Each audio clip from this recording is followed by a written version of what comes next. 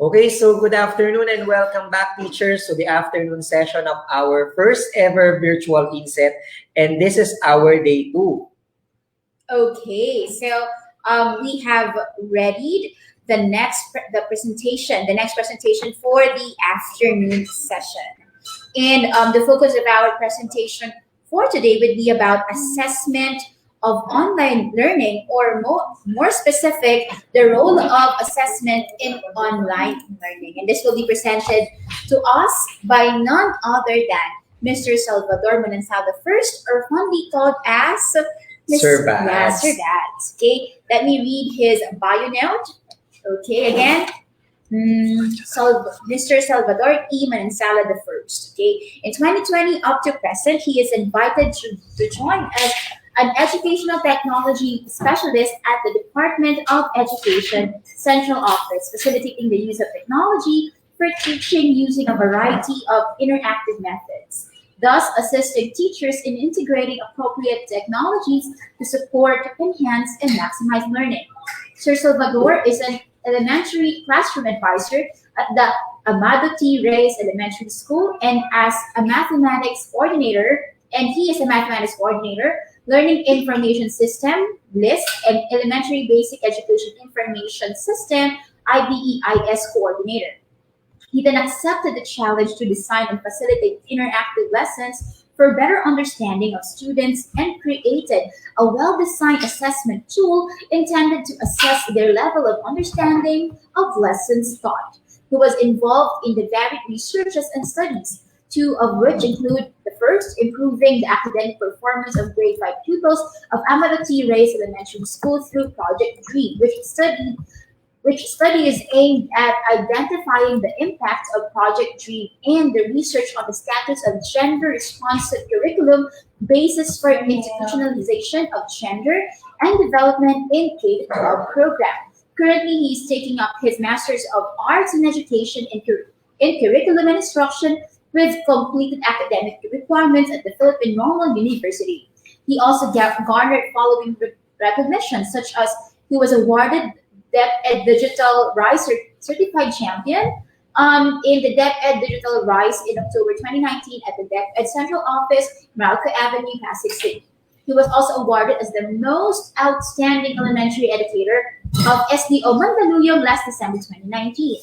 He is the proponent in establishing the Open Educational Resources iHub, or OER iHub, establishing an offline e-library for all SDO Mandaluyong libraries, which is first in the entire country. He joined professional associations such as the following. He is a member since 2015 and to present of the Mathematics Teachers Association of the Philippines, Incorporated in June 2017 up to present. He is also a member of the Association of Curricularists and Educators at Philippine Normal University, Manila from June 2019 to present. And wait, there's more. These memberships in different curricular organizations hone his skills as curriculum writer and for mathematics. He had been a curriculum writer of learning materials, modules for Mandaluyong Mathematics Circle, and the Division Remediation and Enhancement of Aptitude in Mathematics for Grade 4. He was a division-level demonstration teacher during the enhancement of the K-12 program using the best pedagogical practices in different key stages in January 2019. He was an international demonstration teacher during the first international conference and workshop on technology and strategic classroom and research innovations in October 2018. He was a presenter of the International Training Workshop on Contextualization, Localization, and Indigenization of Learning Materials in June 2017. He was the regional lecturer, resource speaker during the September 2017 MTAP Convention and MTAP DepEd NCR Seminar Workshop for Elementary Teachers. He also got involved in the workshop entitled Contextualized Instructional Materials, Quality Assurance and Evaluation Guidelines for Science Head Teachers, Coordinators, and Master Teachers. During the Division Training Workshop on Learning Competencies and Pedagogies for Grade 6 Teachers held in November 2017. These experiences in the academy have widened his perspective, and so when he joined in 2020 as an Educational Technology Specialist of the Information and Communications Technology Service, Educational Technology Unit, ICTS EdTech Unit, to the Open Educational Resources or OER, DepEd Commons, DepEd Learning Management System or LMS, DepEd TV and DepEd Online, DepEd Itulay, a free online tutorial where he became one of the main trainers and ETU Microsoft Education programs supporting the different projects of the ICTS EdTech unit. He has professed determination to do his best to contribute to the fulfillment of the ICTS EdTech unit programs and projects. Okay, so are we still on the day 2 of our INSET? Yes. I think it's already the day 5. Without any more further ado, one of the gems of the EdTech unit here at the DepEd Central Office, we are proud to present to you Mr. Salvador Manansala the First.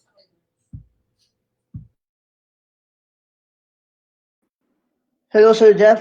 Good afternoon. Good afternoon to our viewers all over the country. I know we're still on the day 2 of our virtual in-service training for teachers, and talagang sinadya yun para para medyo ma-relax pa tayo and mas maging ready sa ating session for today. So today I'll be discussing to you a new normal, the critical role of assessment in online learning. As we all know, it's been a year since nag-declare ng lockdown sa ating in the Philippines, and it's been a year kung saan nakat yung face-to-face delivery of instructions sa ating bansa, and from that moment we try to innovate things, we try to come up with different learning modalities on how we can continue in delivering quality education to our learners. And isa po sa mga learning modalities is the online learning. So since we're using online learning, it is very important for us to assess or to know yung level of understanding ng ating learners in an online learning platform. The K-12 Basic Education Curriculum is the national curriculum for schools in the Philippines and forms the basis for all teaching and learning activities that teachers plan for learners in their classes. The teachers use the curriculum guides, teacher's guide, learning resources, and their initiative to develop rich learner-centered activities for our learners. The continuing threat of the COVID-19 in the country and the world brings about unprecedented challenges to basic education. And in preparation for school year 2020-2021, teachers and parents must adopt to alternative learning modalities to ensure that learners achieve essential curricular goals. And as stated in the DepEd Order Number 8 Series of 2015, or the policy guidelines in classroom assessment for K-12 basic education program, the assessment should be used to inform and improve practices and promote learning outcomes. In assessing our learners, we are using this before the DepEd Order Number 8 Series of 2015. In distance and blended learning environments, it is necessary to utilize alternative tools and strategies for assessing and supporting learning. Since we are now entering the distance and the blended learning environment, in last October 2020, the Department of Education issues the Department Order Number 31 Series of 2020, or the interim guidelines for assessment and grading in light of the Basic Education Learning Continuity Plan. So let's now focus our attention on assessment. When we talk about assessment, it is an ongoing process of identifying, gathering, organizing, and interpreting quantitative and qualitative information about what learners know and can do.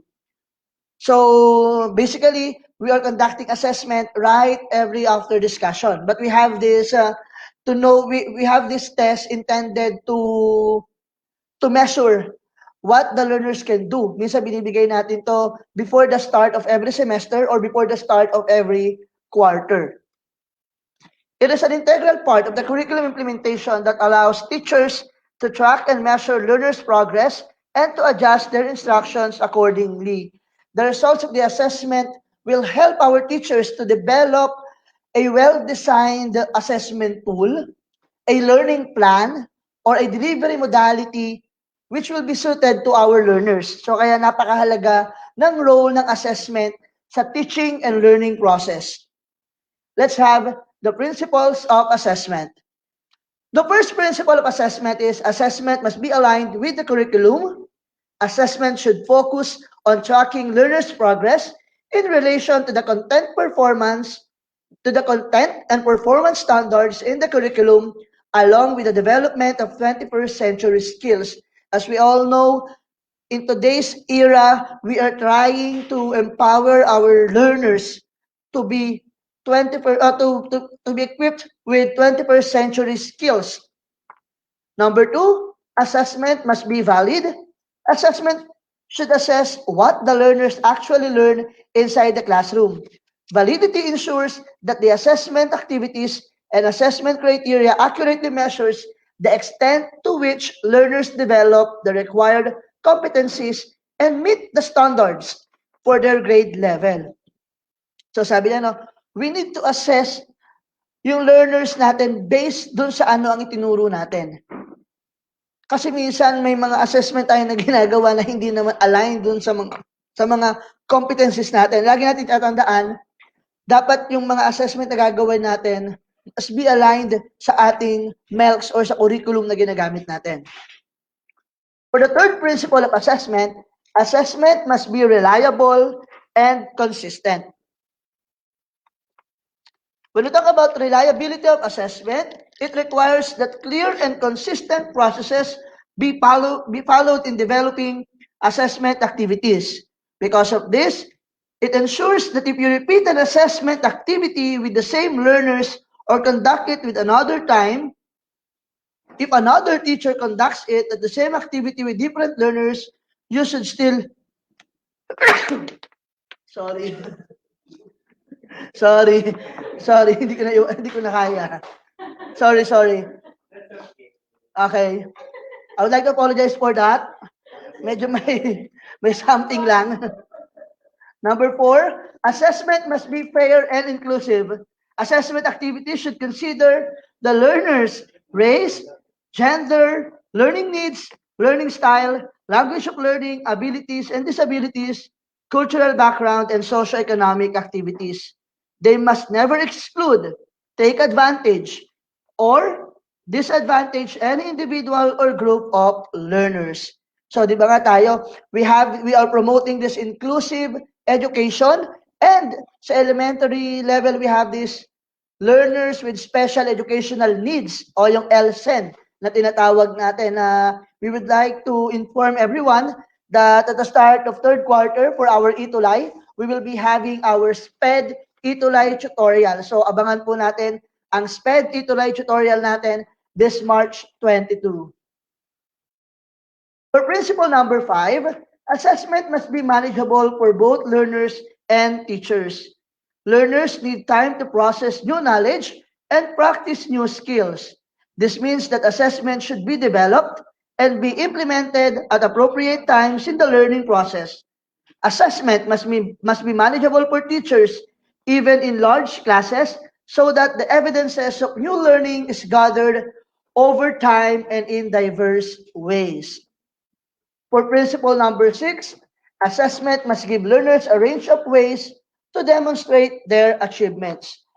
So on our part as a teacher, we need to use range of assessment methods and activities to give learners many opportunities to develop, to demonstrate their learning on a specific topic, For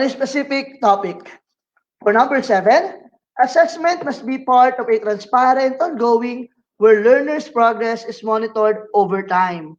On this particular principle of assessment, the teacher must use assessment criteria that are based on curriculum standards and competencies to gather evidences of learners' achievements over time.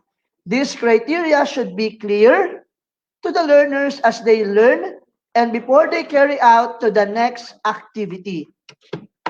For the last principle of assessment, teachers and learners must use feedbacks effectively to improve learning and reflect on the teaching and learning process.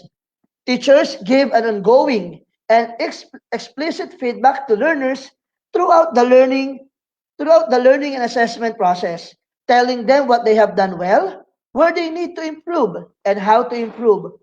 Teachers also use assessment data to reflect on, modify, and improve their teaching process.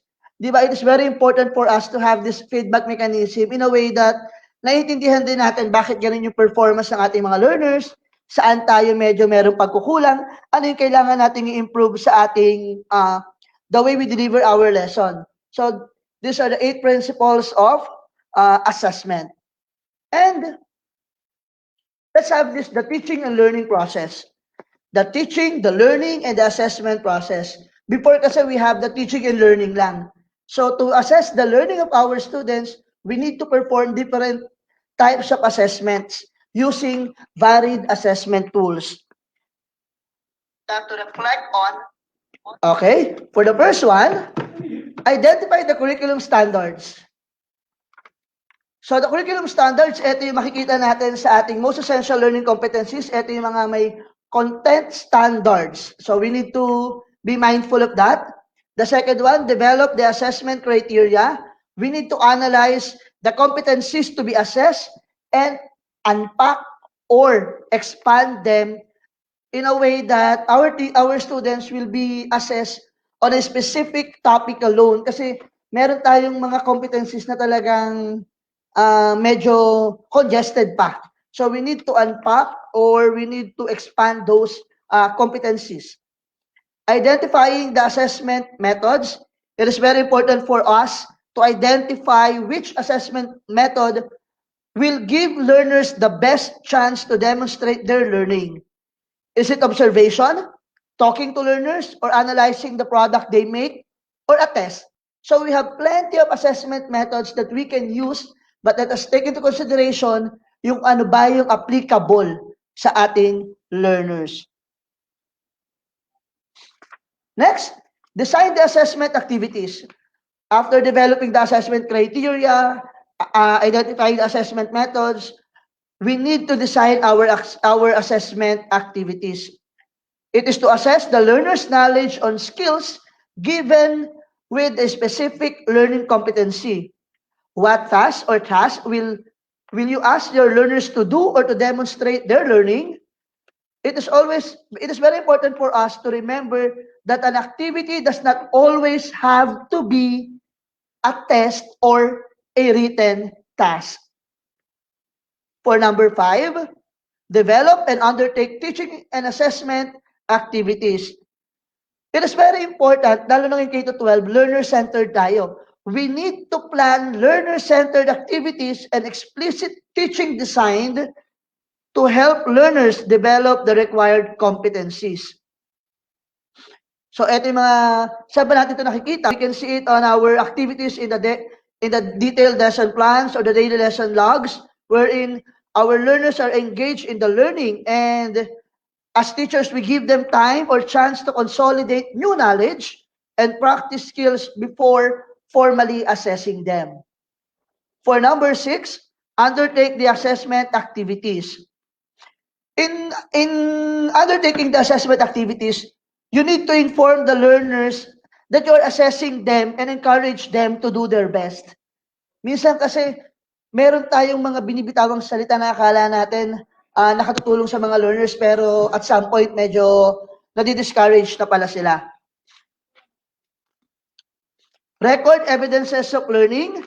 So when we talk about record of evidences of learning, we need to record the performance of each learner by selecting the most suitable recording method.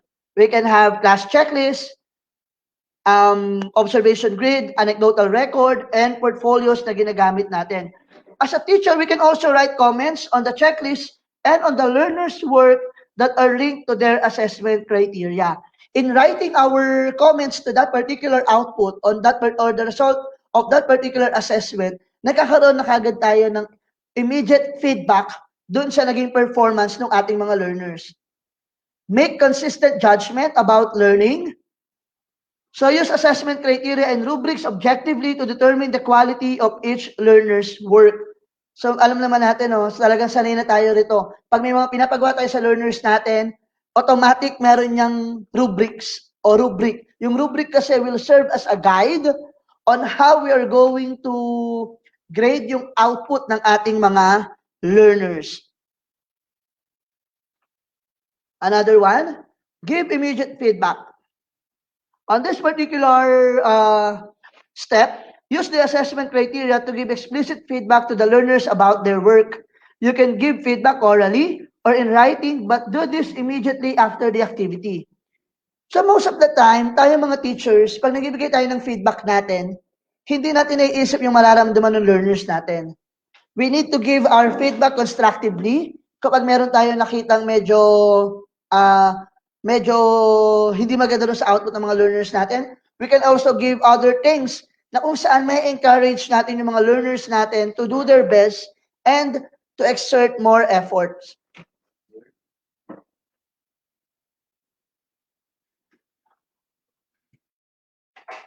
And when we talk about assessment, it is inclusive in nature. When we talk about inclusivity, walang maiiwanan, lahat sama-sama. And a testament to that is the UN Convention on the Rights of a Person.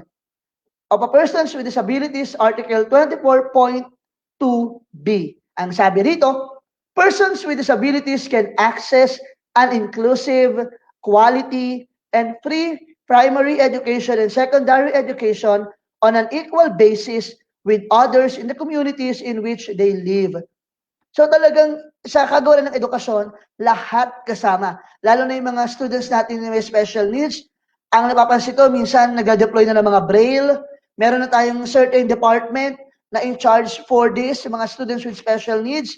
And we are developing different equipments. We are providing different equipments, platforms, and other materials na pwedeng makatulong doon sa ating mga teachers teaching special education or teaching students with learners with special educational needs. So ayan, kaya sama-sama nga tayo, walang maiiwan sa ating lahat.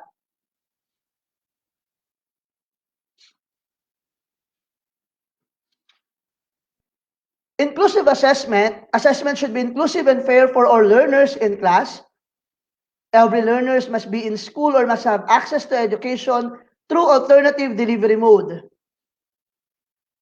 Learners, including Muslim learners in madrasa education system, must feel that they can participate freely and contribute to all aspects of school life. And let's have this assessment method.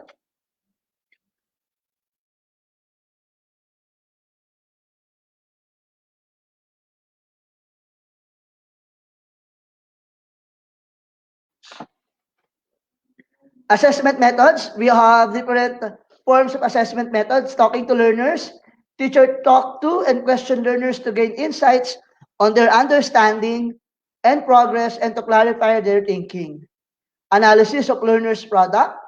Teachers judge the quality of products created by learners according to agreed upon criteria. So when we talk about agreed upon criteria, ito yung rubric na ginagamit natin. And test. Teachers set quizzes to determine learners' ability to demonstrate mastery of a skill or knowledge and understanding of a content. So these are the assessment methods na pwede nating magawa at pwede nating gawin. And we have this quality criteria of assessment. The first one is validity. Quite simply indicates if the assessment type covers the learning objectives of the course in order to assess the validity of the assessment. Reliability, transparency, and feasibility are key components to think in the case of validity. Number two, reliability. Number two is reliability. Number three is clarity. And number four is avoid susceptibility for technical problems. So these are the criteria for assessment. When deciding on the assessment method to use, consider these three questions. These are the things that we need to consider in deciding the assessment that we're going to use. First, what are you assessing? Is it knowledge, a skill, or both? Number two, which assessment method would best allow your learners to demonstrate what they have learned, and which method would make it easy for you to gather evidences of your learner's progress over time. So dito, we need to decide, are we going to assess on the knowledge side or skills-based assessment ang gagawin natin? If nakuha na natin, identify na natin kung ano yung gagawin natin, we need to choose an appropriate assessment method. Let's always remember, hindi yan one assessment will fit every learners. Kasi ang learners natin, meron silang iba't ibang learning styles or learning acquisition. So hindi yan dapat isa para sa lahat. And after assessing, we need to gather data. That data will help us to decide whether yung bang competency na yon ay natutuhan na ng mga learners o we need to reteach or kailangan pa ng konti pang discussion about that. About that, ayun ang gagawin natin.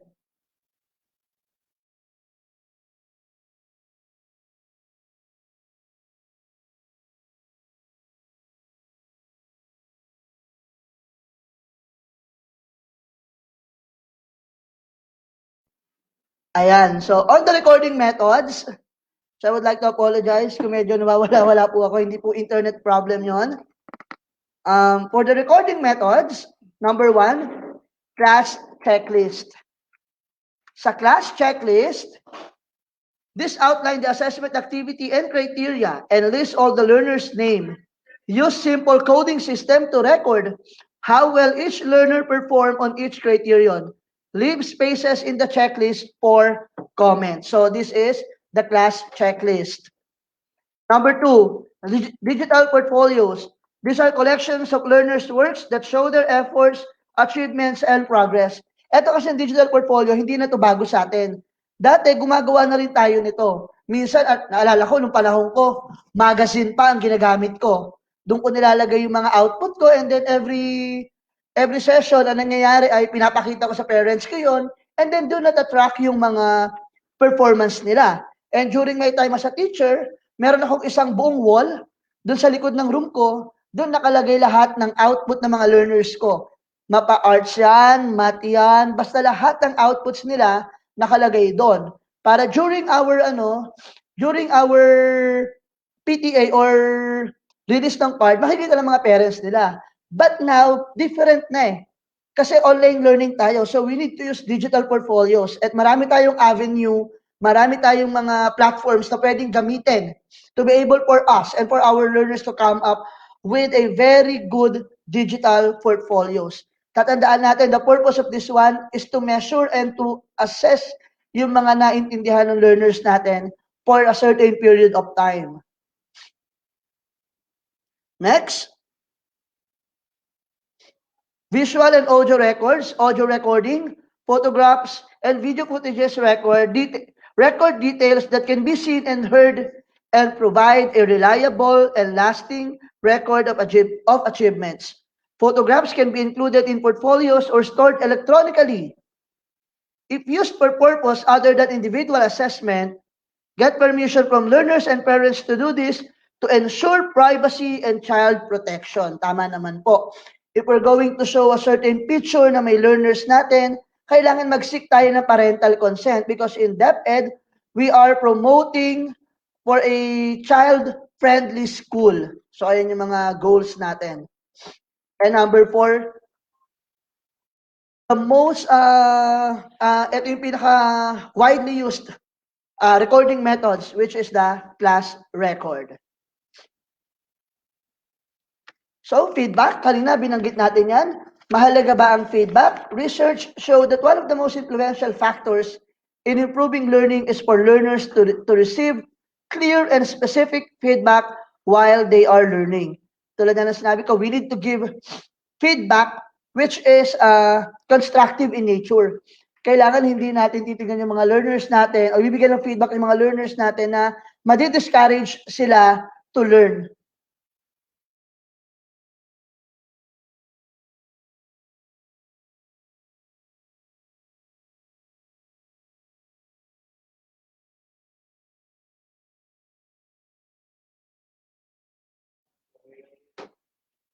Teachers use the assessment criteria and evidence from completed record sheets to give learners immediate and explicit feedback.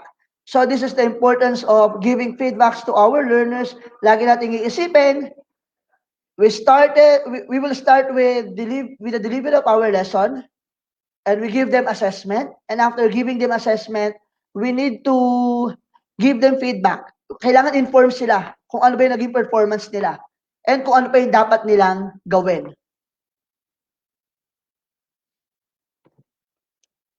These are the guidelines on giving effective feedback.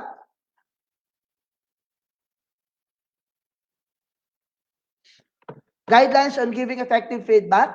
Give feedback as soon as possible after an assessment or activity. So, ayun yung dapat immediate talaga. Kasi minsan, eto, dati, meron tayong mga exam. May mga exam tayo na ginagawa.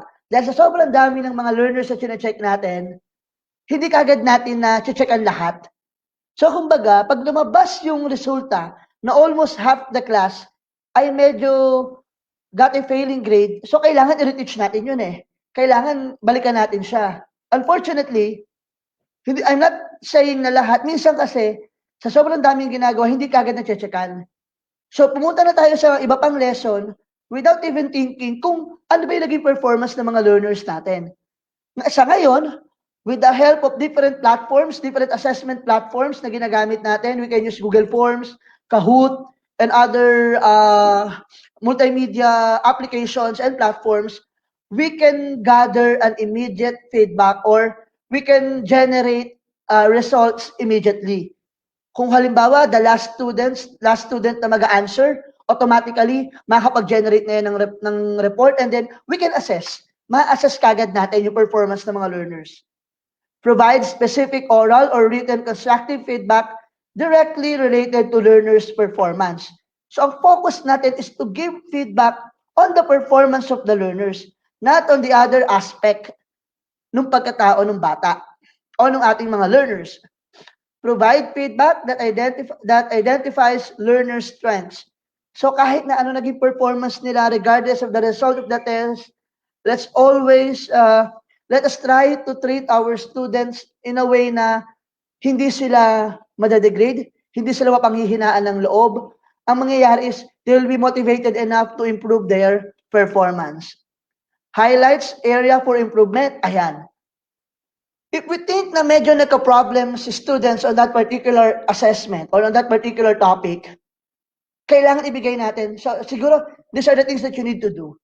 To be able for you to do this, you need to do the following. So, kailangan bigay natin yun. Saan pa kailangan mag-improve yung ating learners? Give hints on how to improve. Ayan. Yung magbibigay tayo ng mga tips and recommendations on paano pa may improve ng learners yung kanyang ginagawa. Help learners give feedback to their peers using assessment criteria and rubrics during peer assessment activities. And provide learners with opportunities for self-reflection and self-assessment activities. So these are the guidelines on giving effective feedback to our learners. So ayan, ano ba si rubric? Bakit ba natin kailangan gumamit ng rubrics na yan? We're using rubric are useful tools that help teachers make consistent judgments about the quality of learners' work. It is a scoring guide usually presented in a graphic format, typically as a grid. So this rubric will help us to assess our learners objectively, following the given set of criteria and indicators na naka-anchor dun sa activity or sa output na gusto nating magawa. And just like any other assessment, yung rubric natin, hindi siya custom fit siya. Kung anong gusto mong i-assess, you need to develop rubric for that. Kung anong performance ang gusto mong ipagawa, you need to create or to develop a unique rubric for that para talaga makita natin yung nagiging output ng ating mga learners. Next, it defines what is expected in a learning situation. So kasi nakalagay kasi kung papansinin natin, kadalasan, we are creating this rubric do sa rating scale na 1 to 4. Halimbawa, 4, demonstrates all the ganun-ganon. Kumbaga, 4, yun sa rating scale na 4, 3, 2, and 1 na yun, each score on that, may sarili siyang indicator. And those indicators na nakalagay doon sa rubric natin, ay yun yung expected output natin sa ating mga learners. So kaya napakahalaga na makapag-develop tayo ng isang maayos at comprehensive na rubric in assessing the output or the performance of our learners on a certain period of time. It gives meaning to learners level of performance on an authentic assessment task, and rubric answer 3 questions. What do we want learners to know and be able to do? How well do we want learners to know and be able to apply or use a skill in a concept? And how will teachers and other scorers know when a learner knows a concept and does an activity well? So ito yung mga dapat nating isipin in creating our rubrics. Or rubric, yung rubric ba yun, ina-answer na ba yung mga question na yan? Ito yung mga considerations that we need to remember in creating or crafting our rubric. Advantages. What are the advantages of using a rubric? Number 1, it allows assessment to be more objective and consistent because the criteria are in a specific term. What do we mean on a specific term? For example, if we want to assess the creativity of our learners, we will have creativity as the main focus, and then we have 4 indicators. We have 4 as the highest, 3, 2, and 1. Yung mga indicators na yon, naka-level siya. For example, it achieves the following indicators. 4. Pag lack 1 indicators, 3. Pag nawawala yung 2 to 3 indicators, 2. Pag totally wala, do hindi mo nakita yung mga indicators na yon, 1. So, ganun tayo gumawa ng rubric. Number 2, clearly show learners how their work will be evaluated and what they can expect from this. In establishing the key criteria or the key pointers on a rubric, malalaman kagad ng learners, eto pala yung inaasahan ni teacher. Eto pala yung magiging output dapat natin. And number 3, promote learners' awareness of the criteria to use in assessing their peers' performance. Bakit in assessing their peers' performance? Tandaan natin, with the technology that we have right now, pwede pa rin magkaroon ng online reporting. Ayan, yung lagi natin ginagawa dati. Online reporting. We have Google Workspace, yung mga Google Slides, Google Docs, na kung saan, basta nakashare lang yung slides na yun sa mga learners natin, yung mga learners natin pwede mag-collaborate, pwedeng mag-comment, and pwede nilang ma-assess yung performance nila.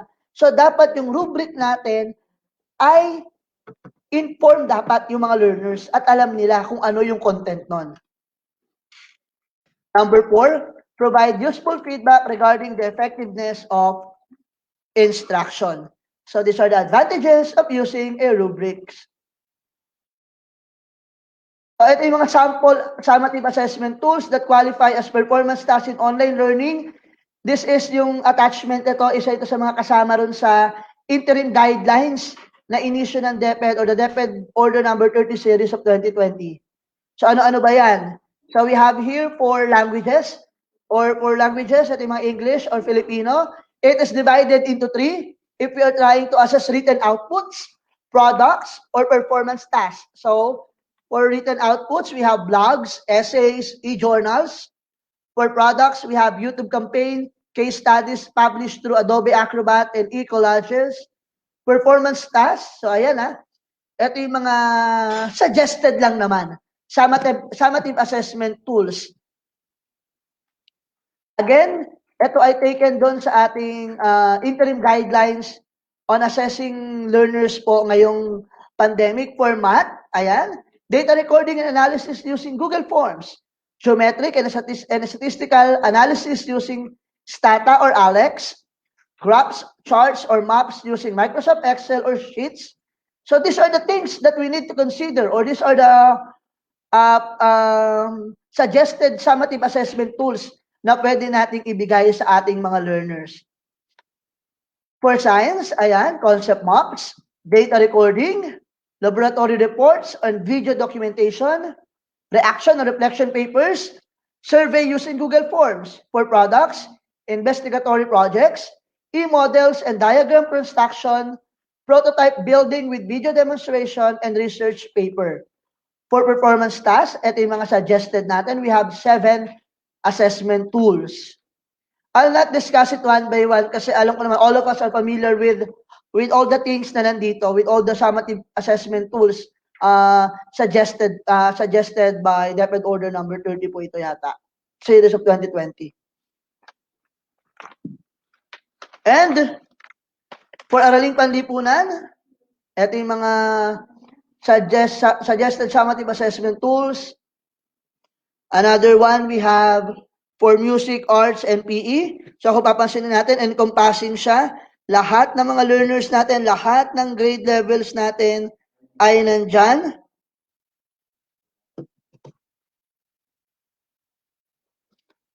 For edukasyon sa pagkapakatao, we have the following: blogs, essays, journal writing, reaction, reflection paper. For products, argument analysis, expressing feelings and ideas through art activities. For performance tasks, issue awareness campaign via YouTube, presentation and multimedia presentation, personal action plans, and situation analysis o pagsusuri ng sitwasyon.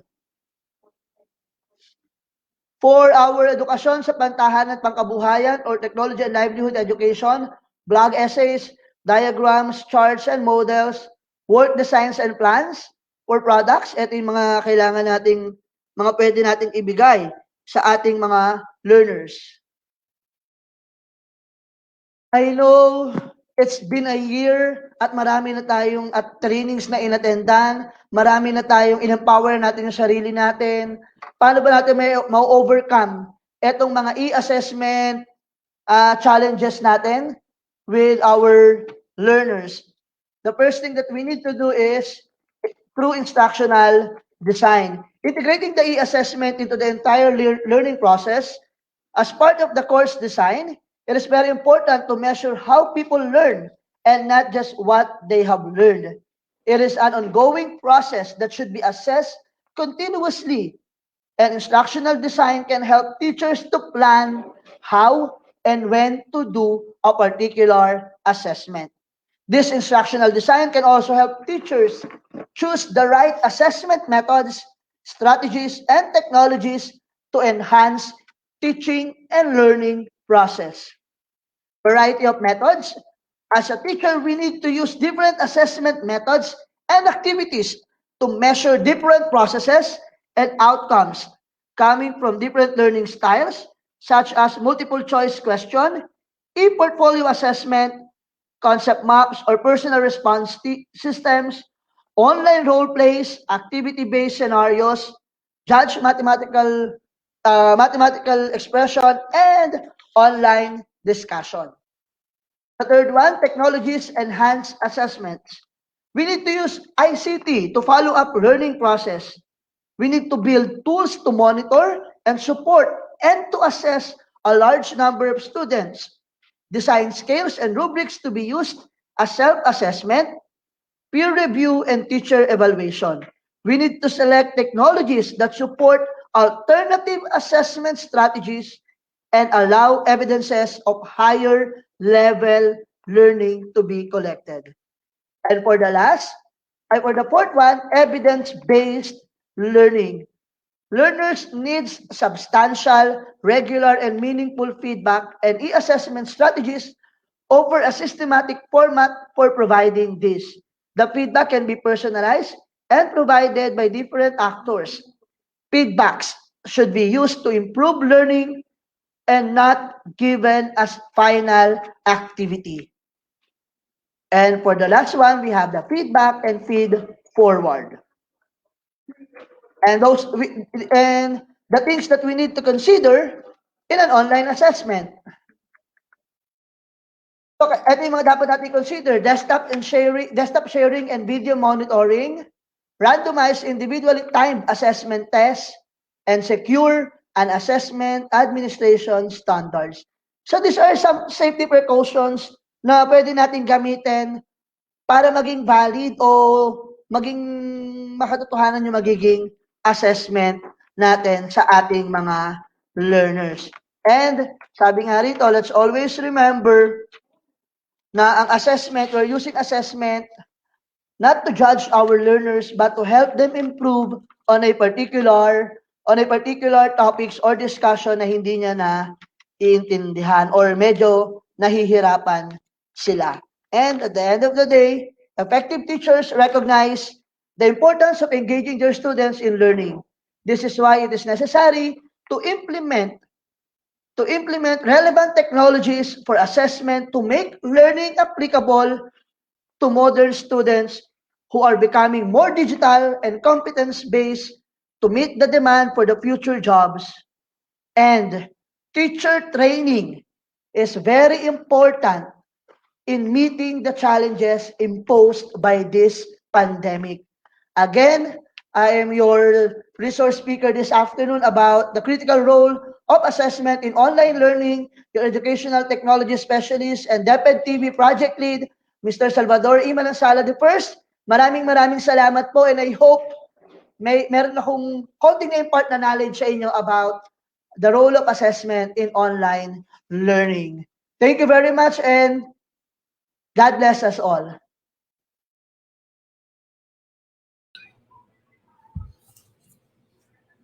All right. Thank you, Sir Bats, for that wonderful presentation. Talaga namang napaka-importante ng assessment, no? Hindi lang dahil sa hindi natin nakikita ang mga bata, but most importantly, lalo na ngayon na wala sila sa ating mga classroom in person.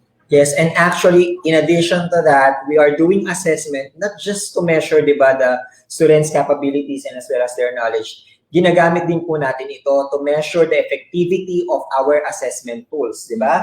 So, kasi usually kapag assessment, iniisip natin it's all about the grades ng mga students.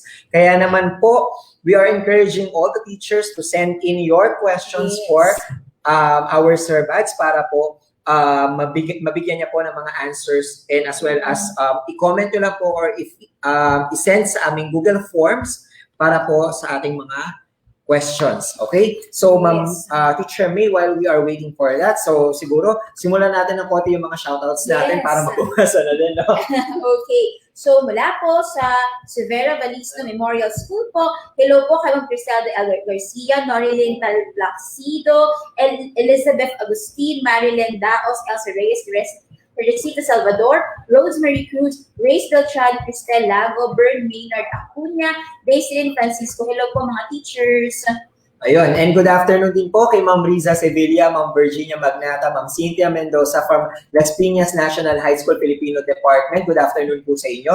Thank you for watching also to Sir John Patrick Rodriguez and Maribeth Collis of SDOQC. Yes, pinakabati po ni Sir Ralph Lawrence Paras po, lahat po ng mga teacher and school staff ng Tamos Elementary School. Ganun din po ang administrators and teachers ng San Roque National High School, at ang principal po nila ay si Ma'am Jordi Fernando, at sa lahat po ng teachers din ng San Isidro National High School, pinakabati po ni Sir Gabriel Catan. Yes, also greetings din po for Severa Valisno Memorial School, Ma'am Criselda L. Garcia, Norilyn Taplacido, Elizabeth Agustin, Marilyn Daos, Elsa Reyes, Teresita Salvador, Rosemary Cruz, Grace Beltran, Cristel Lago, Bern Maynard Acuña, and Daislyn Francisco. Yes po, and this is a greeting from Ma'am May Biarcal po from SDO Gio Hulnagan City, Valle Hermoso District. Hello po sa lahat ng mga teachers from Malangsa Elementary School headed by Ma'am Marivic ang Banban. Yes, also shout out din po sa Parañaque National High School Main with their school head Sir Jerry A. Lumaban from Ma'am Che Mendoza.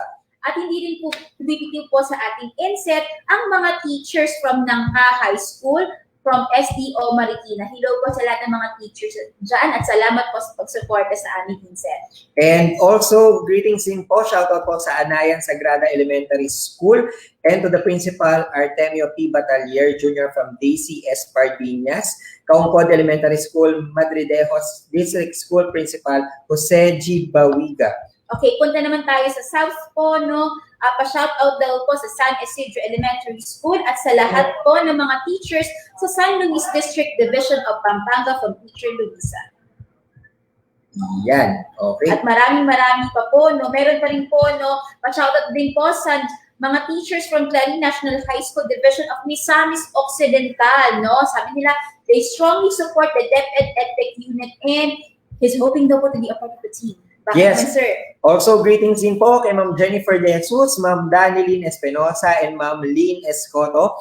And also SDO Mandaluyong OIC SDS, Dr. Romela M. Cruz. Yes, no, palayo tayo ng palayo. This is a greeting from Cebu City. Hello daw po sa mga teachers at sa principal na si Ma'am Sheila de la Cruz of Mabini Integrated School, Cebu City. Meron din po tayo sa North naman po tayo. Shoutout po kay Ma'am Jem Gapus, School Head of San Agustin Elementary School ng SDO La Union. At ito po ay greetings from Ma'am April Marquez. Meron pa po kay Ma'am Felipa B. Asuncion, Principal and all the teachers of Turod National High School, Cabugao, Ilocos Sur. Also, shoutout din po sa Melencio M. Castelo Elementary School and St. Scholastica's College, Manila, Grade 3 level, Miss Leslie Marquez under Miss Martina, Grade 5 level, Miss Beth Launico and Miss Joanne Arceo, and of course, Abby Tibulan of the preparatory. Okay, so principal po ng Eusebio High School na si Ma'am Annalyn Miranda Macasina, sa head teacher po na English Department, Rosana de Guzman, at sa lahat pa ng mga English teachers ng school na ito, Eusebio High School. Hello po sa inyo lahat. Ayan, so habang hinantay pa rin po natin yung ibang mga questions, no? Greetings din po sa Lydia Aguilar National High School headed by Mrs. Leonora L. Lustre and especially po sa Filipino Department from Ma'am Alicia Cantillo. Okay, meron din po kay Ma'am Gandiosa Makaspag po ng Mandaluyong High School. And then sa Aklat Sikat Foundation Family kay Ma'am Lainel, Sir Romel, Ma'am Annabel, Ma'am Teresa, na nasa who belong to DepEd Division Schools. Hello po sa inyong lahat. Ayan po. Then, shoutout din po sa lahat ng teachers and school heads of Liliu District, especially to Francisco S. Brosas Memorial Elementary School with their school head, Ma'am Noemi Brul and PSDS Dr. Wilmer M. Gahite. This is from Ma'am Roma po, your teacher broadcaster from Liliu, Laguna. Then, shoutout din po kay Sir Virgilio Carolino, OER National Core Leader natin, ma'am, from Bolinao Integrated School, San Miguel Elementary School, Bani District from Ma'am Glynis, and the Boy Scout Troop Leaders sa Bolinao at PSCC, and nationwide din po, then MAPI teachers of Digo City National High School, and all teachers in Digo City from Ma'am Ziel. Mula sa Dr. Sancho Manuba Elementary School, si Master Teacher po nila na si Ma'am Zenaida P. Camus at sa school head na si Ma'am Rowena Rodriguez. Hello po sa inyo lahat. Hello din po kay Ma'am Gillian Camara ng Aliaga National High School, Ma'am Donna Bueno ng SDO Cabanatuan, Ma'am Cristel Anuse Lago, at ang school head po na si Ma'am Griselda L. Garena na Severa Bagismo Memorial School. Hello po sa inyo lahat. Ayan. Also, we have here teachers po from Talisay Elementary School, teaching course ng Chaong Quezon. So, yan po, from Sir Julius Pondano. Okay, napakarami po ng greetings. Meron pa raw po, no? Pabati raw po ang lahat ng ALS teacher at lahat ng bubuo ng ALS ng Navotas. Hello po sa inyo lahat, napaka-dedicated ng mga teachers na ito. Ayan. Then also, we would like to greet po yung SDO Camarines Sur, especially schools in Del Gallego Elementary and Secondary, Ryan B. Alba, teacher broadcaster, Luciente Second National High School from Sir Jerwin, all teaching staff of Gipos National High School Division of Zamboanga del Sur, headed by Principal Dr. Gigi Datwing from Sir Romel, Paitan Integrated School, Suwal District School Head Ma'am Jennifer Santos, and PSDS Sir Roger Untalan from Ma'am Ana Roda, and all teachers of Bolinao Integrated School, headed by Ma'am Maria Cecilia Balboa, and greetings sa Suwal District SDO1 Pangasinan from Ma'am Joan Peralta. Okay, so pag-greet din po, no, sa SDS po ng SDO1 Pangasinan kay Dr. Sheila Marie A. Premisias, no, she's watching. Thank you po for supporting us. And greetings po kay Ma'am Cherry Ann Santos. Hello daw po sa mga teachers ng Bago Elementary School, SDO General Tino Annex Division of Nueva Ecija, with their principal, School Principal 1, Mrs. Nerissa S. Manabat, and PSDS Ma'am Gina Ed Abisanis. Hello po sa inyo lahat dyan. Ayan po. Then greetings din po from Sir Warren. Shout out po sa lahat ng teachers ng Whole Santander District, especially to the teachers of Willie B. Wenceslao Memorial National High School headed by Mrs. Leonita J. Bureros. Still watching daw po mga teachers from Tala High School by Sir Jeric Navales. Ayan. Then, Humahabol din po mga pabati galing po kay Ma'am Lala Jaime Roque. Hello po sa mga taga Mariano Marcos Memorial High School. And happy birthday po sa kanilang principal na si Ma'am Concepcion na Alec. Happy birthday, ma'am! ayan. Then, shout out din po sa Daan Bantayan National High School. Ayan. And Maria Clara High School po from Sir Eros. Ayan. Okay. So, meron pa po dito, no? Hello daw po sa mga taga Padre Burgos Elementary School at sa kanilang principal kay Mrs. Rola de los Santos. Hello daw po from Sir Ariel. Ayan. So, okay na po ba yung questions natin, Director? Okay. So, while we are still waiting, we would like to greet teachers from San Roque Elementary School, Sir Kimnick Bialen, Aisel Pada, Irene Ramos, Juliet Clemente, Mary Lace Hapon, Jocelyn Ibanez, and Eileen Bejerano. Teachers from Ayala Central School Sped Center, Riza Andog, Casey Bacoboy, Carmina Yap, and Annie Gadenes. Yes Yan. po. No? At patuloy pa rin po dumadaan po ang ating mga shout-outs and greetings po. Hello po no, sa mga teachers na sumusuporta ng ating virtual INSET from Napnapa National High School from Tigbawan, Iloilo. Hello po sa inyong lahat dyan. Ayan. Also, greetings po kay Sir Mark Kevin Olimba, Santa Lucia High School from SDO Bulacan. Then Sir Jonas Feliciano Domingo, SDO San Juan City, the National ESO Core Writers. Okay, so hello po sa mga teachers from Don Vicente Rama Memorial Elementary School from Cebu City and the Division of Cebu City. Yes, so this one naman po from one of our teacher broadcaster from Sir Mark Anthony Paloma. Shout out po sa TLE teachers ng Pedro Guevara Memorial National High School with their head teacher Ferdinand Nequinto, School Principal Dr. Santiago Falilago Jr. and their EPS Dr. Cristina Talambayan of SDO Laguna.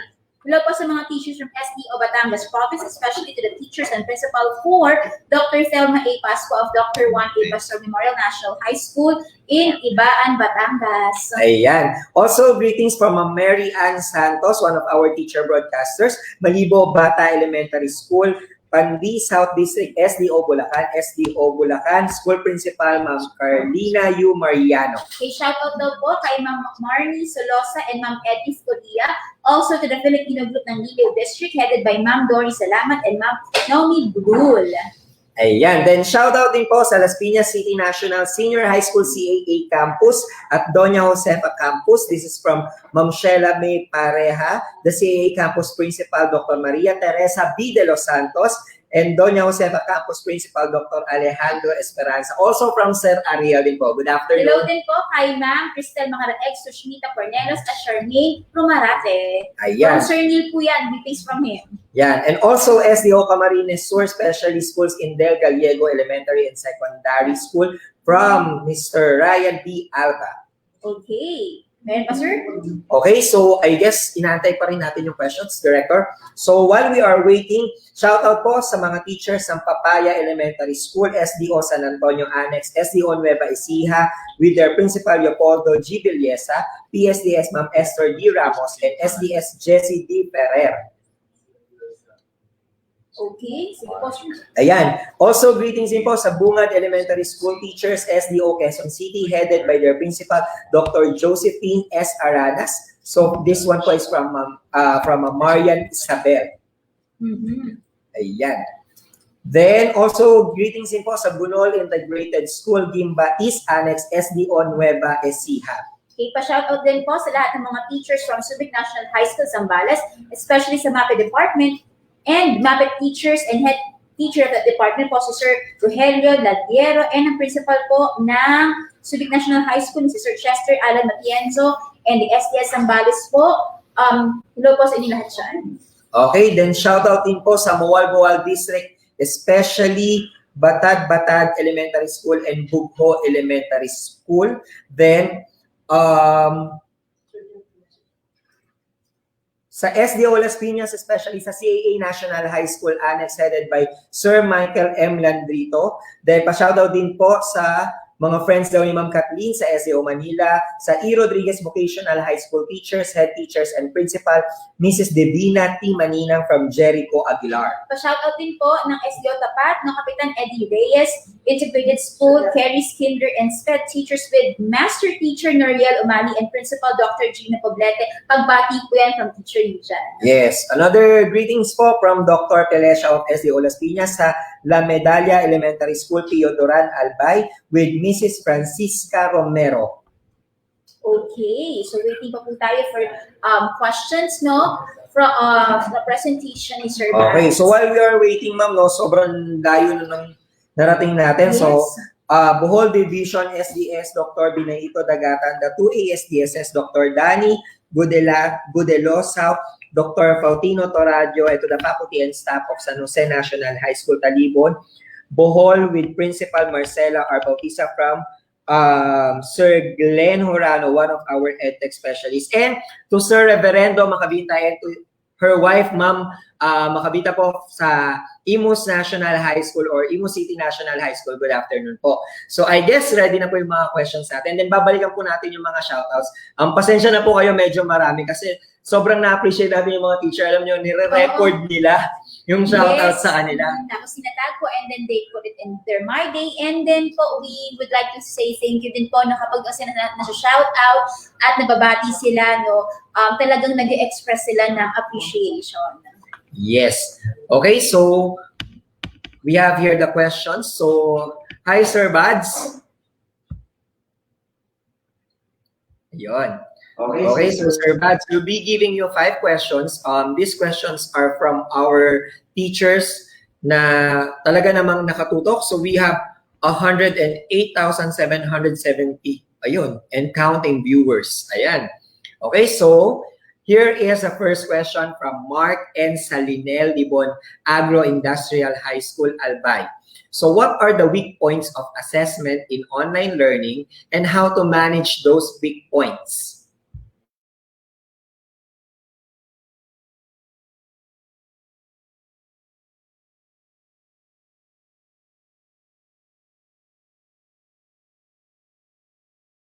Sir, so can you please repeat Yeah. the answer? Isa sa mga weak points ng ating assessment, online assessment, is the validity. The validity of the result, kung sino ba talaga yung kung alam naman natin, it's the question talaga yung kung sino ba talaga yung sumasagot. But as a teachers, we need to do something about it. Una sa lahat, ang yung pinaka-basic na pinapagawa natin is we want our learners to turn on their camera. Lalo na kapag halimbawa, yung assessment is live. Kaso nga lang, mag-take siya ng time, pero it will help. Pangalawa, siguro, may mga learners tayong talagang very passionate, talagang very, yung talagang sumusunod sila. So tulad sabi ko kanina, kailangan mag-set tayo ng standard sa umpisa pa lang. Kailangan sabihin natin sa learners natin na ito, we need to follow this. Kasi una sa lahat, dapat malaman nila na kung sakasakali iba man yung gumagawa o sumasagot sa exam nila, it will not help them. So kumbaga, hindi natin ma-assess yung yung learning nun. So isa sa mga weak points talaga is the validity and the reliability of of the result of the assessment in a way na alam naman natin problem talaga yan, yung kung sino yung mga sumasagot ng ating questions po. Ayan, so we'll now proceed with the second question. Okay, and here's the second question, Sir Bads, from Abuelito James V. Misperos of Dumiag National High School, Zamboanga del Sur. And here's the question, sir. What are the challenges in assessing learners in the new normal? How will you overcome this challenge? Let us always remember that the assessments that we are using are teacher-made. We are creating all of those assessment tools. The problem is we need to convert it digitally. And doon talaga pumapasok ang problem. First problem is the availability of the resources. Meron bang laptops sa mga teachers? Meron bang laptops or tablets or cellphones sa mga learners natin? we're very much lucky dahil ang dami. Almost all the LGUs ay nagpo-provide ng mga resources for our learners. So, I think na-overcome na natin yon. Pangalawa, internet connectivity. Alam natin na minsan talaga may mga lugar na hindi abot ng internet, may mga lugar na medyo malalayo, and may answer tayo dyan. Una sa lahat, gumawa tayo, nag-introduce tayo ng modular learning, kung saan sa module sumasagot yung mga learners natin. Meron tayong parang pick-up time and then yung time kung saan sinusolid nila yung modules nila. We also introduce OER or the offline or the open educational resources wherein activities or assessments can be done offline. Marami tayong mga ganyan. We develop an offline LMS na pwedeng magamit. Even before the pandemic pa, yung LMS, ginagamit na namin yan. We are training teachers on how to create offline LMS na pwede nating magamit. At yun siguro, yung availability of resources, internet connection, and yun yung mga problems na nakikita ko. And I think we were able to introduce different avenues para mapunan natin yung pagkukulang with regards to those mga sinabi kanina. Okay, thank you, sir. We'll now proceed to our third question. So the question is from Raymart Madria Narciso R. Ramos, Elementary School, SPED Center, Pangasinan 2. How can we assure the reliability and validity of assessment in distance learning? Sorry,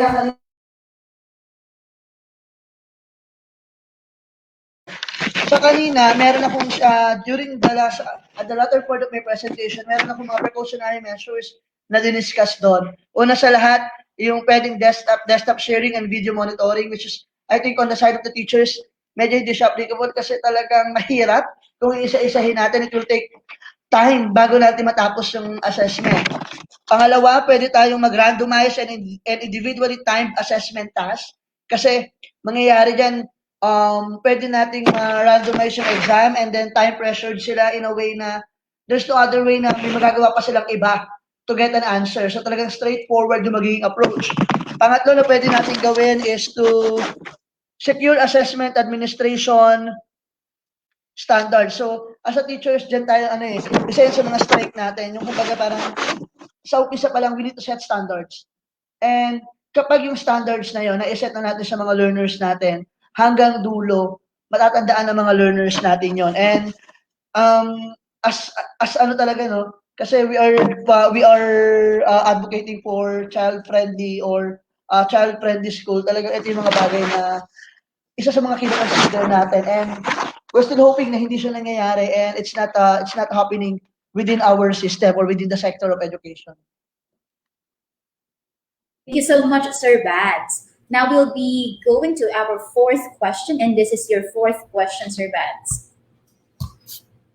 Okay, this is from Mr. Agustino Adiwag of Santo Tomas National High School, Baguio City. The question is, how do we quality assess our assessment tools? So how do we assess our assessment tools?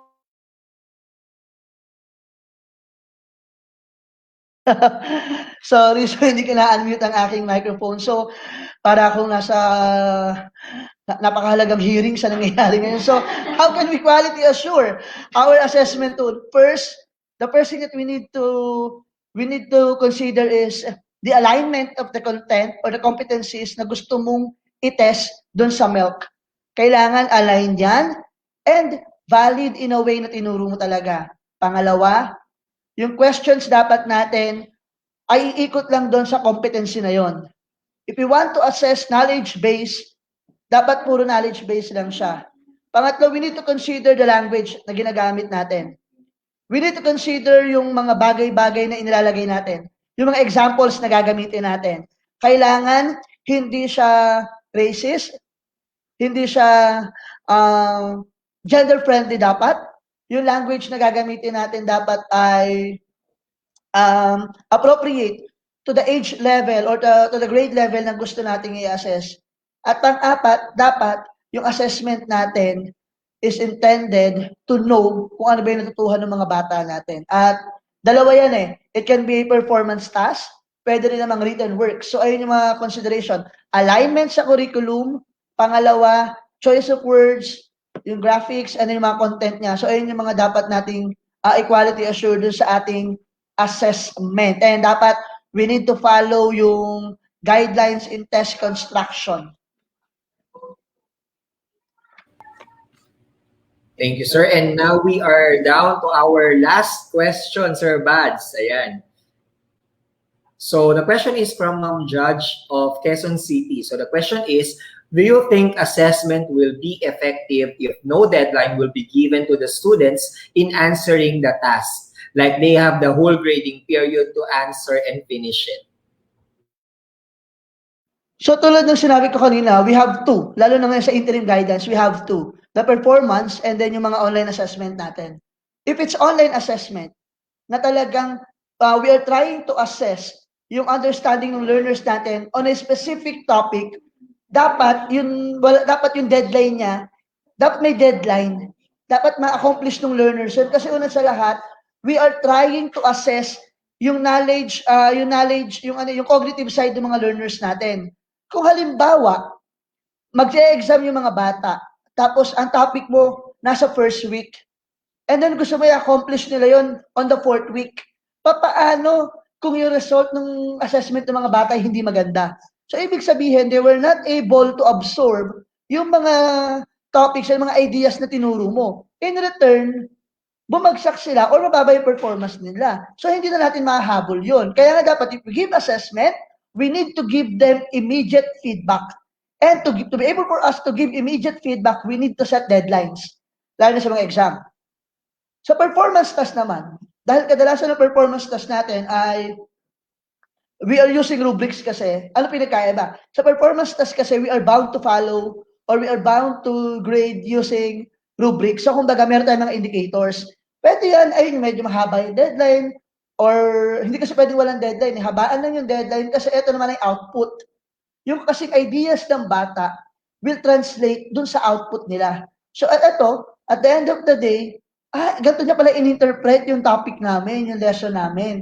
So, yung interpretation niya nun, nag-transfer siya dun sa output niya. So, ayun yun. So, siguro kung performance task, okay lang na medyo ma-delay. Pero if you're trying to assess yung cognitive side o yung understanding ng bata natin dun sa mga lessons, dapat may deadline tayo to give immediate feedback and to make necessary changes on how we deliver the lesson. Yun lang po yung sagot ko rin sa last question. Thank you for that question. So thank you very much po, Sir Bads. And right now, we will be posting the evaluation that you can now answer regarding with our talk and as well as the speaker, Sir Salvador Manansala the first. Yes, take note po na this is the official evaluation session for our presenter for the PM session. Yes, so habang kayo po ay nagsi-screenshot, so babawasan na po natin ating mga shoutout. Yes. So shoutout po sa Don Alejandro Roses Senior Science and Technology, Ray Sapon, then Edna Banaga of San Francisco High School, Emmy Danao of Quezon City Science High School. Okay, pa-shoutout din po sa Team Kape and Team Cameron Teachers ng GDPES. Greeting ito from Ma'am Maribel Bulalaya. Ayan. So dagdag ko lang po from STO Nueva Ecija, Aliaga Annex, PSTS Apollo A. Lactao, ng Aliaga Central School, Principal 2, Dr. Annalisa G. Monse, and all teachers of Aliaga Central. Hello po sa inyong lahat. Ganun din po, sa head teacher sa MAPI teachers ng Quezon National High School and its head teacher, Maria Donna Casejo, School Principal Calisa Bique Vada from SDO Quezon. Ayan. And also, shoutout po sa De La Paz National High School from SDO Binyan City. Then, also, si Ma'am Jobel Mexico Manungsong ng Pamplona Central Elementary School in SDO Las Piñas. Then, Alaska Elementary School, SE3 Cebu City Division from Sir Ardel. Then, also shoutout po sa SDO Nueva Ecija, Aliaga Annex PSDS, Apollo A. Lactao, Aliaga Central School, Dr. Annalisa G. Monse from Ma'am Monique. Yes, hello din po sa mga teachers from Digo City Division. And this is from Teacher Broadcaster of Digo City Division.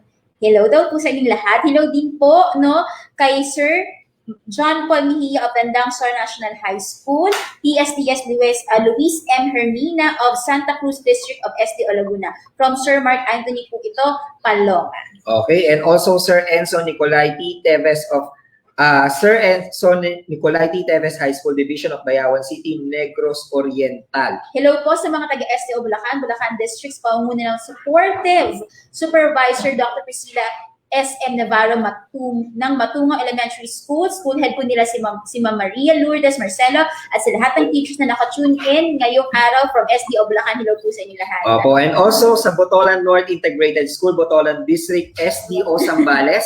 Then, sa lahat po ng mga teachers sa Palar Integrated School with their principal, Doc Magdalena Centeno from Ma'am Angeline and Giovanni. Then, shoutout din po kay Ma'am Vicky Espina ng DGA National High School. Hello din po kay sa SDS po, Mr. Luis Hernina, School Principal Ms. Sharina Rasco, Santissima Cruz Elementary School Teachers. Hello po sa inyo lahat from SDO Laguna. Ganun din po sa ating SDS, dyan si Ma'am Susan D.L. Oribinia, Ma'am Alicia Manay, Principal po, and teachers of the Oak Elementary School. Hello po kay Sir Kevin Domingo and Ma'am Mary Shea Mariano, Deped TV broadcasters daw po. And belated happy birthday po kay Sir Rodel Solsona, Head of ICT STO Calamba City. Hello po sa lahat ng mga teachers from STO Calamba City. Opo, and also sa Pinamukan Integrated School headed by Principal Ma'am Nieves Montalvo, and sa lahat po ng from SDO Batangas headed by SDS Sir Felizardo O. Bolaños and Sir Jopi Falquesa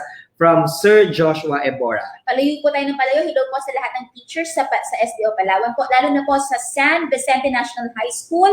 Galing po and headed po ito ni Sir Arnie Ventura. Shoutout din po sa lahat ng mga teachers ng SDO Pampanga, Yes. SDS City of San Fernando, teachers po of Baliti Integrated School, Ma'am Hilda P. Suba, School Head, Ma'am Karen Season Head Teacher from Teacher Broadcaster Jennifer Gonzalez. Ayan. Also, Imos National High School with their principal, Sir Arturo Rosaroso. Then, also shoutout po sa SDO Bulacan, Bulacan District, sa pangunguna ng Supportive Supervisor Dr. Priscilla SM Navarro Matungao Elementary School, Head Ma'am Maria Lourdes Marcelo, and lahat ng teachers na nakatune in ngayon from Ma'am Jovi Villafuerte. Sa lahat po ng teachers of Congressman Reynaldo A. Calale Memorial Elementary School, SDO Quezon City, especially to our principal, Sir Robin S. Ramos. And eto po, meron po tayong ipapakitang picture, and this is really an inspiring picture from Dalmasio Sadio Elementary School, Dumaran Mainland District, Palawan. Hindi po namin photoshop po yung mga pictures sa taas ng puno, no? Talagang ito po yung original photo na ipinadala sa amin na nagpapakita kung gaano ka-dedicated at kung gaano gumagawa ng paraan yung mga teachers, lalo na sa mga far-flung areas, para lang makasama sa ating INSET. Opo, kaya po sa mga teachers na yan, saludo po kami sa inyo, and keep safe po, mag-ingat po tayo dun sa mga pinipwestuhan po natin. Then, shoutout din po sa SDO Manila sa pangunguna ni SDS Dr. Maria Magdalena M. Lim and sa guro ng Pedro Guevara Elementary School with their principal, Mrs. Edita F. Lopez, and PSDS Dr. Philip Baldera. Okay. Hello din po sa mga teachers from Parian Elementary School and sa kanilang head teacher na si Miss Carmina Taip. Ayan. So, I guess ready na rin po ang ating next speaker. And don't worry, yung mga shoutouts po, meron pa naman po tayo hanggang Friday. Yes, Pipilitin po namin ni Teacher May na may shoutout po lahat hanggang mabati po namin lahat ng teachers sa buong Pilipinas. Okay? Yes, ma'am. So, we will now be proceeding to our next speaker for today. Okay, sir.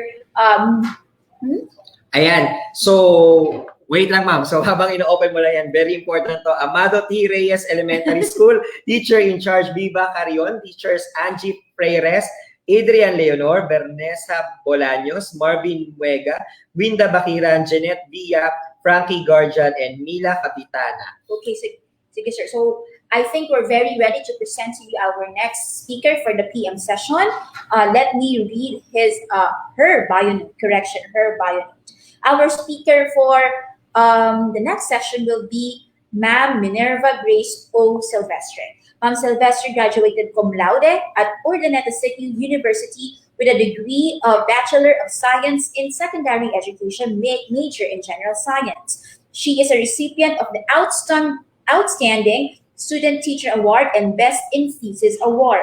She obtained her Master of Arts in Education major in Educational Management from the same university and completed her Master in Education major in General Science in Colegio de Dagupan. She is currently pursuing her Doctor of Philosophy major in Educational Leadership and Management at Colegio de Dagupan, Dagupan City. She is a senior high school master teacher one of Cipriano P. Premesias National High School, handling research and science subjects. She has co-authored the book The Basics of Quantitative Research Design, Educational Manual in Writing a Research Manuscript made easy for senior high school students. She also has several types of research and pedagogy about improving academic performance and learning styles. The author is a member of the Pangasinan Division 2 Module Evaluators, a writer of the Region 1 activity sheets in the Earth and Life Science subject,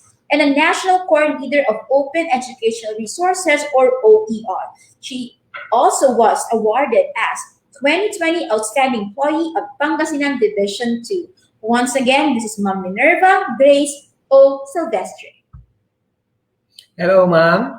Hello, ma'am. Can you hear us? Si Ma'am Minerva po ay nasa remote, kaya po we are checking her internet connection. Hello po, good afternoon po. Hi, ma'am. Hi, ma'am. Hello po. Naririnig po yung audio ko?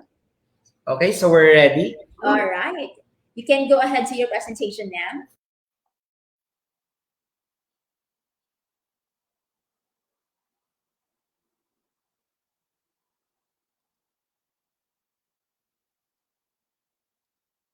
Oops.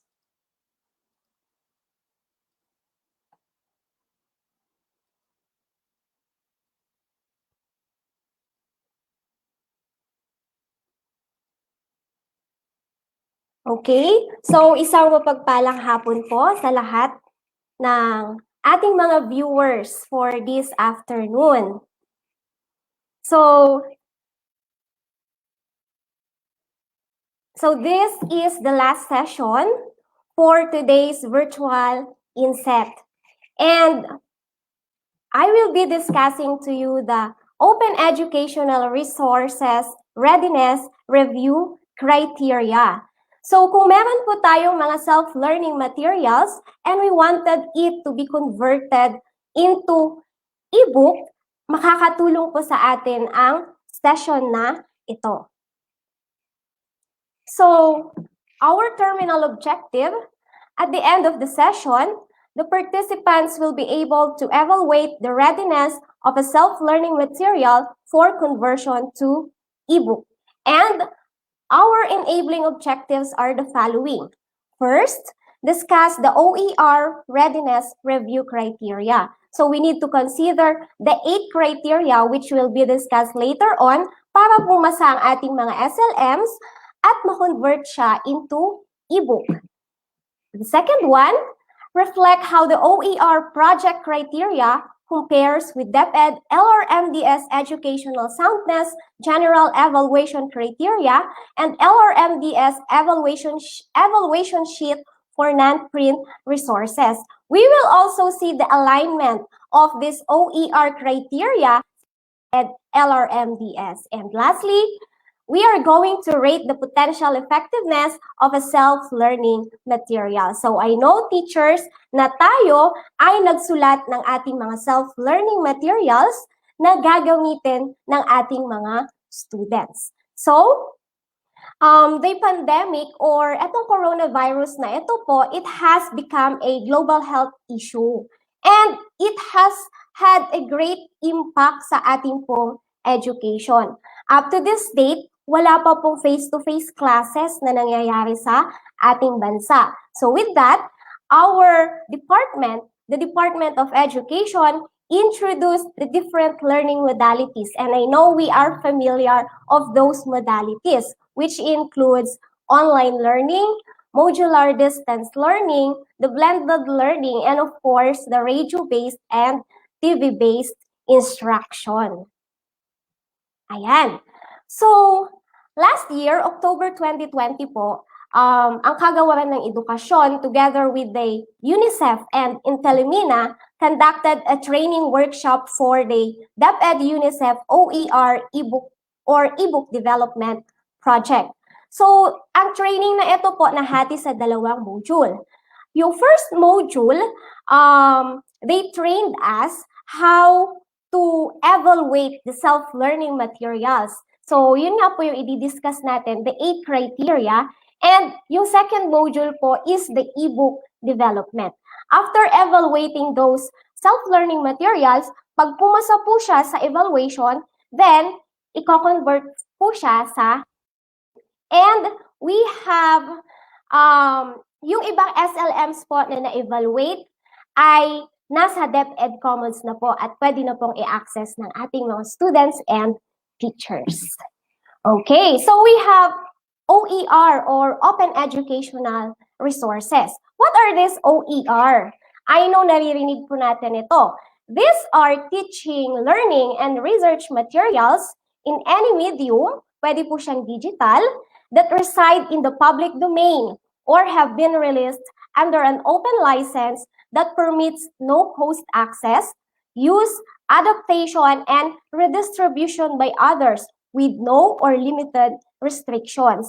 In short po, libre na gamitin ng guro at ng estudyante ang mga materials na nasa public domain or yung mga open educational resources natin.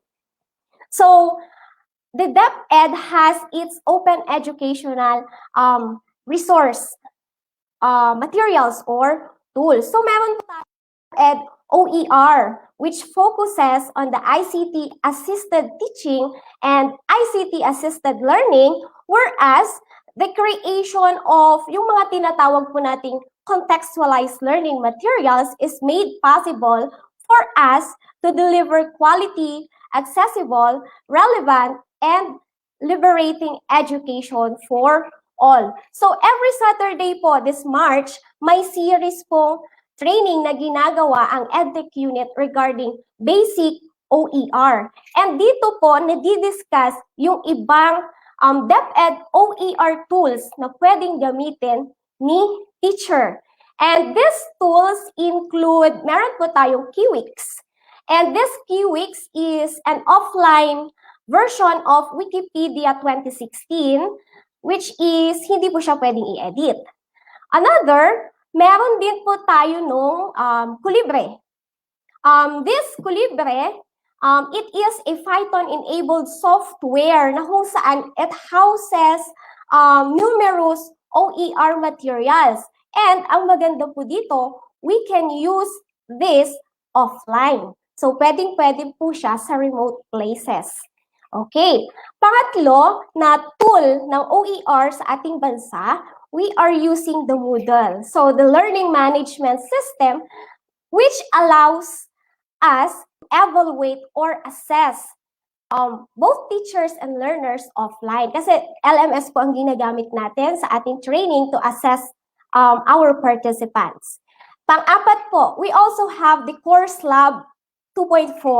So, sa Course Lab na ito, you can create presentations, interactive presentations na pwede pong gamitin ng ating mga estudyante. At ito yung gustong-gusto kong OER tool naman na ginagamit ko sa aking klase, which is the Wondershare Quiz Creator.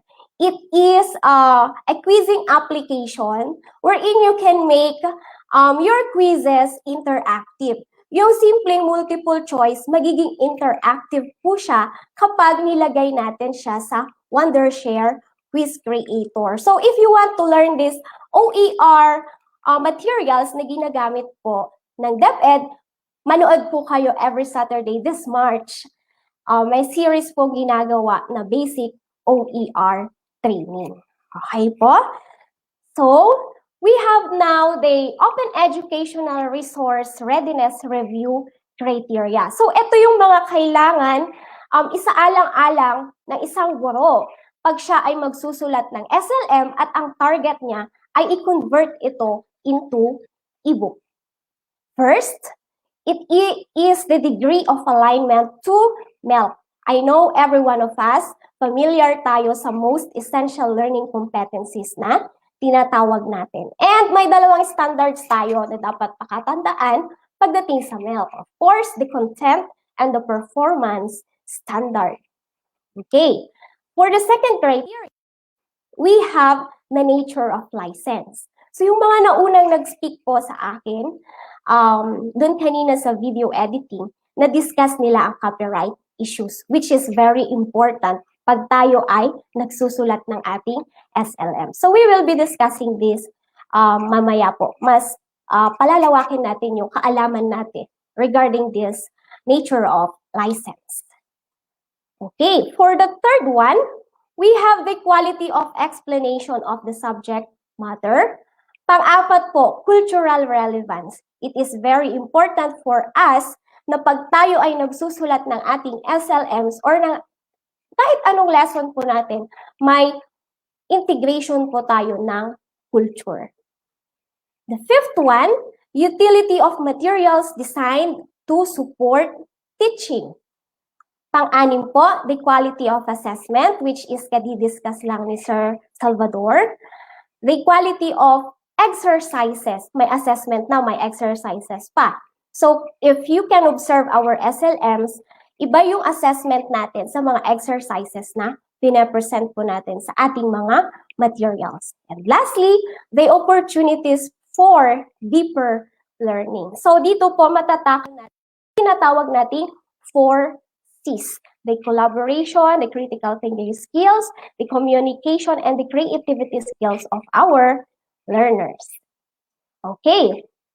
So, let's see. May alignment ba yung OER criteria sa DepEd LRMDS? Yes, meron po. Hindi siya basta-basta ginawa. Inalign na din siya sa ating DepEd LRMDS. So, the table below reflects how the OER project criteria compares with the DepEd LRMDS Educational Soundness General Evaluation Criteria and LRMDS Evaluation Sheet for non-print resources. Okay, so let's have the first criteria. So the first criteria under OER is the alignment with the most essential learning competencies. So this criteria is aligned to LRMDS Evaluation Criteria number 8, which states that it reflects the profile of the target learner or users. So when we write our SLMs, pag po tayo ay gumawa ng ating SLM, it is very important for us to consider who are our learners. We have different grade levels of our learners. So napakahalaga po na i-consider po natin yung bagay na yon. And for the non-print resources, it is aligned to factor 1, which is content. Okay, another alignment for OER criteria 1 alignment with MELCs is LRMDS criteria 11.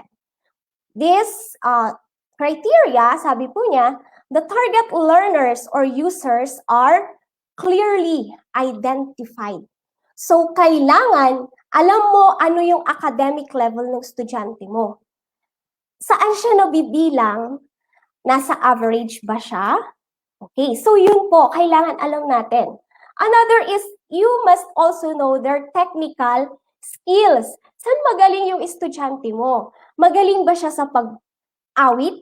Magaling ba siya sa pagguhit? Magaling ba siya sa paggawa ng kanta? Okay, so kailangan alam mo yung technical skills na kayang gawin ng iyong mag-aaral. And of course, mahalaga din na alam mo ang demographic address ng iyong learners. And it is also aligned to criteria 14, which is the prerequisite knowledge skills are clearly identified. Okay, so kailangan alam mo kung ano yung prior knowledge ng estudyante sa lesson na pinapresent mo sa kanya. For example, your lesson is about balancing equation and chemical reaction. So, kailangan, ang prerequisite skill doon, alam dapat ng estudyante mo ang topic na naming compounds. So, kailangan yun yung mga tinitignan po natin pag tayo ay gumagawa ng ating SLMs under this criteria alignment with the most essential learning competencies. Okay, so again, under non-print resources, naka-align po siya sa factor 1 which is content. Okay po. So for our second criteria, which is the quality of explanation. So this criteria, OER criteria, is aligned to LRMDS criteria 1, criteria 2, criteria 3, 4, 5, and 16. Okay, let's have first criteria 1. Content is accurate. Of course, it is very important for us that the ideas presented sa atin pong SLMs ay totoo, it is true and correct. Okay, so lagi po natin pakatatandaan yun. The second one, it supports learners' deepening of knowledge.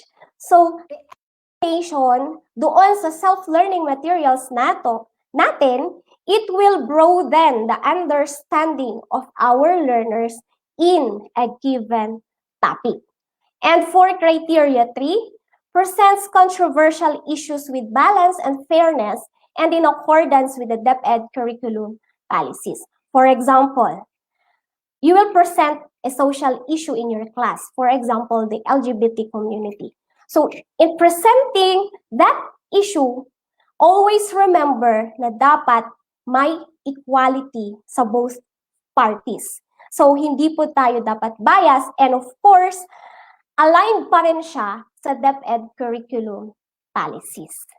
Okay, so for LRMDS non-print resources, it is aligned to factor 1 content, factor 3 presentation and organization, and factor 4 accuracy and up-to-datedness of information. So from time to time, let's check kung updated po ba yung mga information na binibigay natin sa ating mga learners. Okay, another alignment to LRMDS criteria is criteria 4, 5, and 16. Okay, 4 and 5, medyo related po ito.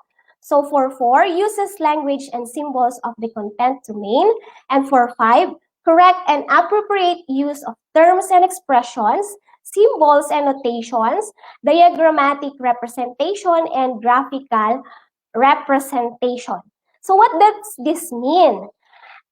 It means na kung tayo po ay maglalagay for example, sa language na gagamitin natin, sa symbols na i-represent natin, sa diagrams as well as sa graphics na i-represent po natin, kailangan alam natin yung level, grade level, or yung level ng student natin. So, hindi siya ganun kasimple para sa grade level niya at hindi din kahirap para sa grade level niya. So, tamang-tama lang para sa kanilang grade level and also as well as their academic levels. And last po is the LRMDS criteria number 16. So, we provide clear instructions.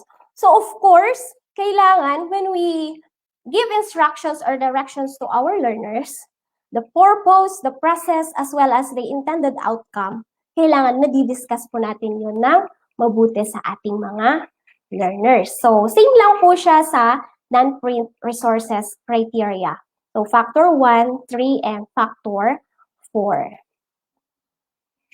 So, in terms of cultural relevance naman po, so, cultural relevance criteria under OER is aligned to LRMDS evaluation criteria number 22.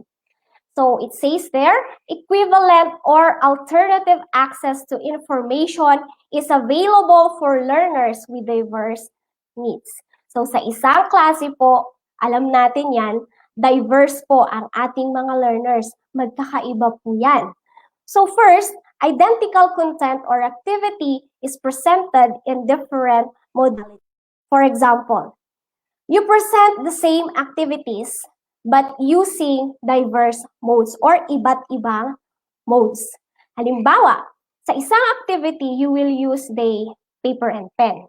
The other activity, you will integrate technology. Okay? For the second one, different activities that achieve the same learning outcome are available. So you can present various activities but accomplishing the same learning objective. Meaning, iba-iba yung activities na pinapresent mo, pero iisa lang yung tinatarget nating objective. So, para siyang sa degree of difficulty lang nagkakaiba. So, di ba, sa mga learning activities natin, gumagawa tayo ng mga easy activities, ng mga average activities, and challenging activities. So, for the LRMDS non-print resources, it is aligned to factor 1, which is content. Okay? And susunod po na criteria sa OER, we have the utility of materials designed to support teaching. So this is aligned to criteria, LRMDS criteria number 6, states that we utilize differentiated instruction. So madaming researches ang nagsasabi that differentiated instruction is effective in delivering our lesson. So you design instruction in order for you to meet the individual needs of your learners. You can group your learners based kung saan sila magaling. You group, you differentiate the instruction, magkakasama yung mga magagaling sa music, magkakasama yung magagaling sa language. Okay, so that's differentiating instruction. And for the LRMDS criteria 7, uses content in ways that are real life. Okay, so of course, kailangan po realistic within the context of the learner yung mga nilalagay natin sa ating self-learning materials. For criteria 10, LRMDS criteria 10, objectives are made explicit to learners and users. Gaya po ng ginawa ko kanina, I presented to you the objectives. So kailangan objectives are presented clearly to our learners para hindi po sila nawawala. Then we have criteria, LRMDS criteria 18. The learning resource can be accessed by learners or users. Kagaya po ng ating DepEd TV. So, pwede siyang i-access ng ating mga estudyante. And last, for criteria under utility of materials designed to support teaching, the resource may not require teacher facilitator intervention. So, hindi na po kailangang gumawa pa ng intervention ni teacher dun sa gagawin nating self-learning material. And this criteria is aligned to LRMDS non-print resources factor 3, which is presentation and organization.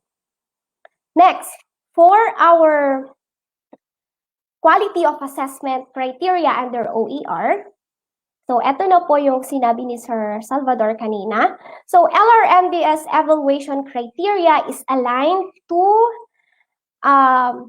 criteria number 13, provides an opportunity for learners, users to obtain feedback. So, napakahalaga po na mag-provide tayo ng feedback sa ating mga learners. So, it is important to give comments sa output ng ating mga estudyante. Kahit nasa pandemic po tayo, alam ko, we are giving feedbacks to our learners. Maparaan ng teacher. So, we have our group chats na pwede nating isend o kaya i-PM sa kanila yung feedback natin sa mga ginawa nila. Or, since high school po kasi ako, minsan nakakapasok ang mga estudyante para kumuha. So, doon nagkakaroon ng feedbacking. Okay? And for the quality of exercises, okay, o kaya naman dun sa feedbacking, pwedeng sabihin na natin sa parent niya or kung sino mang kukuha ng kanyang module yung ating feedback. Okay, so let's have the quality of exercises. So we have the LRMDS criteria number 11. The target learners or users are clearly identified. So, sabi ko nga kanina, alam mo dapat yung academic level ng bata. Alam mo yung technicals ng bata, tsaka yung kanyang demographic address. Para alam mo kung hanggang saan lang yung exercise na ibibigay mo sa kanya. And we also have criteria 12. Content is structured to scaffold learning. So, tinatawag natin scaffolding, which is providing support to our learners throughout the lesson.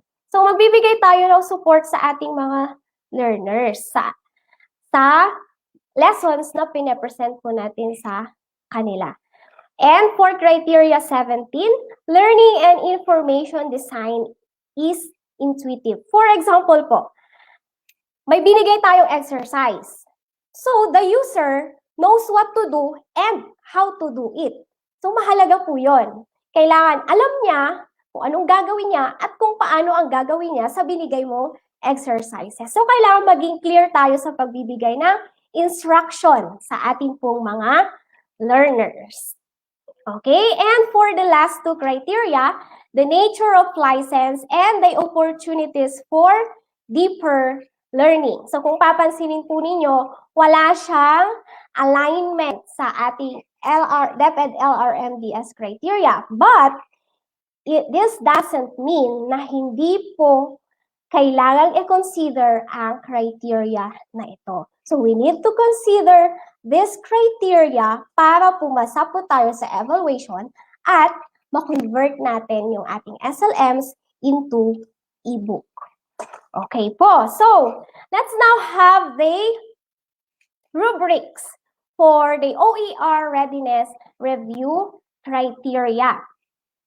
So, okay. These rubrics will be used to rate the potential effectiveness of our self-learning materials.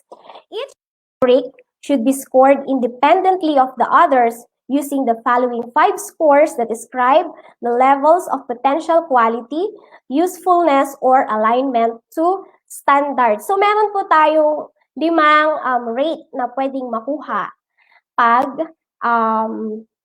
evaluate yung ating self-learning materials. We have 4 for superior, 3 for strong, 2 for limited, 1 for weak, and 0 which is not useful. Of course, ang ita-target na natin if we are going to write our SLMs ay yung makuha natin yung 4 na rating or the superior. Kasi pag 4 po yung rating natin, i-convert natin agad yan sa ebook.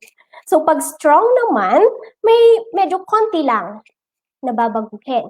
Pero kapag 2, 1, and 0, so kailangan po nating palitan ang major parts ng ating self-learning materials. Okay, so isa-isahin po natin. Criteria 1, alignment to BELT or the most essential learning competencies. So sinabi ko sa inyo kanina, may dalawang bagay na isasaalang-alang tayo pag ginawa natin ang criteria na ito sa ating self-learning materials. We consider the content and the performance standards. Okay, halimbawa, your standard is for you to discuss what is evolution. And for your performance standard, you are going to gagawa ng poster ang mga estudyante. So, doon dapat naglalaro yung nilalaman ng ating self-learning material. Doon sa content at performance standards na nabanggit ko. Okay? Para magkaroon po tayo ng rating na 4, ano yung mga dapat nating consider na indicators? Okay? So, we have 2 indicators na kailangang ma-meet. First, all of the content and performance standards in the most essential learning competencies are completely addressed by the self-learning material. So, natakal mo dapat yung content at performance standard. The second one, the content and performance expectations of the milk are the focus of the SLM. So, yun po yung kailangang ma-meet na indicator para ang rating mo ay 4. And for a rating of 3, SLM has a strong alignment for either one of the two reasons. Pwedeng minor elements of the milk are not addressed in the object or objective, or yung content tsaka performance standard mo, minor lang yung alignment sa SLM. So, dapat naka-align talaga yung content and performance standards po natin. Okay, a rating of 2 or limited. If a significant part of the content or performance expectations of milk is not addressed in the object or objective, but there is fidelity to the part it does cover. So, limited po yung natakal natin sa content and performance standard. Then, a rating of 1 naman kapag minimal lamang yung natakal natin sa content and performance standard. And a rating of 0, ang sakit naman kung ang rating ng SLM mo ay 0. So, not useful kung hindi man lang siya nag-match sa content and performance standard. So, take note po, kailangan kung gagawa tayo ng SLM, basahin na natin yung indicators for criteria 4 para makuha natin or ma-evaluate natin, ma-convert natin agad yung ating SLMs into ebook. So that's for criteria 1, alignment to milk. Let's have criteria 2 or nature of license. Okay, dun sa video editing kanina, may mga nagtanong kung saan daw sila kukuha ng mga videos, ng mga images para maiwasan ang copyright issues. So let's see. It reside in the public domain or have been released under an open license that permits no-cost access, use, adaptation, and redistribution by others with no or limited restrictions. Ito po kanina yung binanggit ko sa open educational resources. Or, meron po tayong other option. The use of Creative Commons licenses. So, acceptable din po ang paggamit natin ng Creative Commons licenses.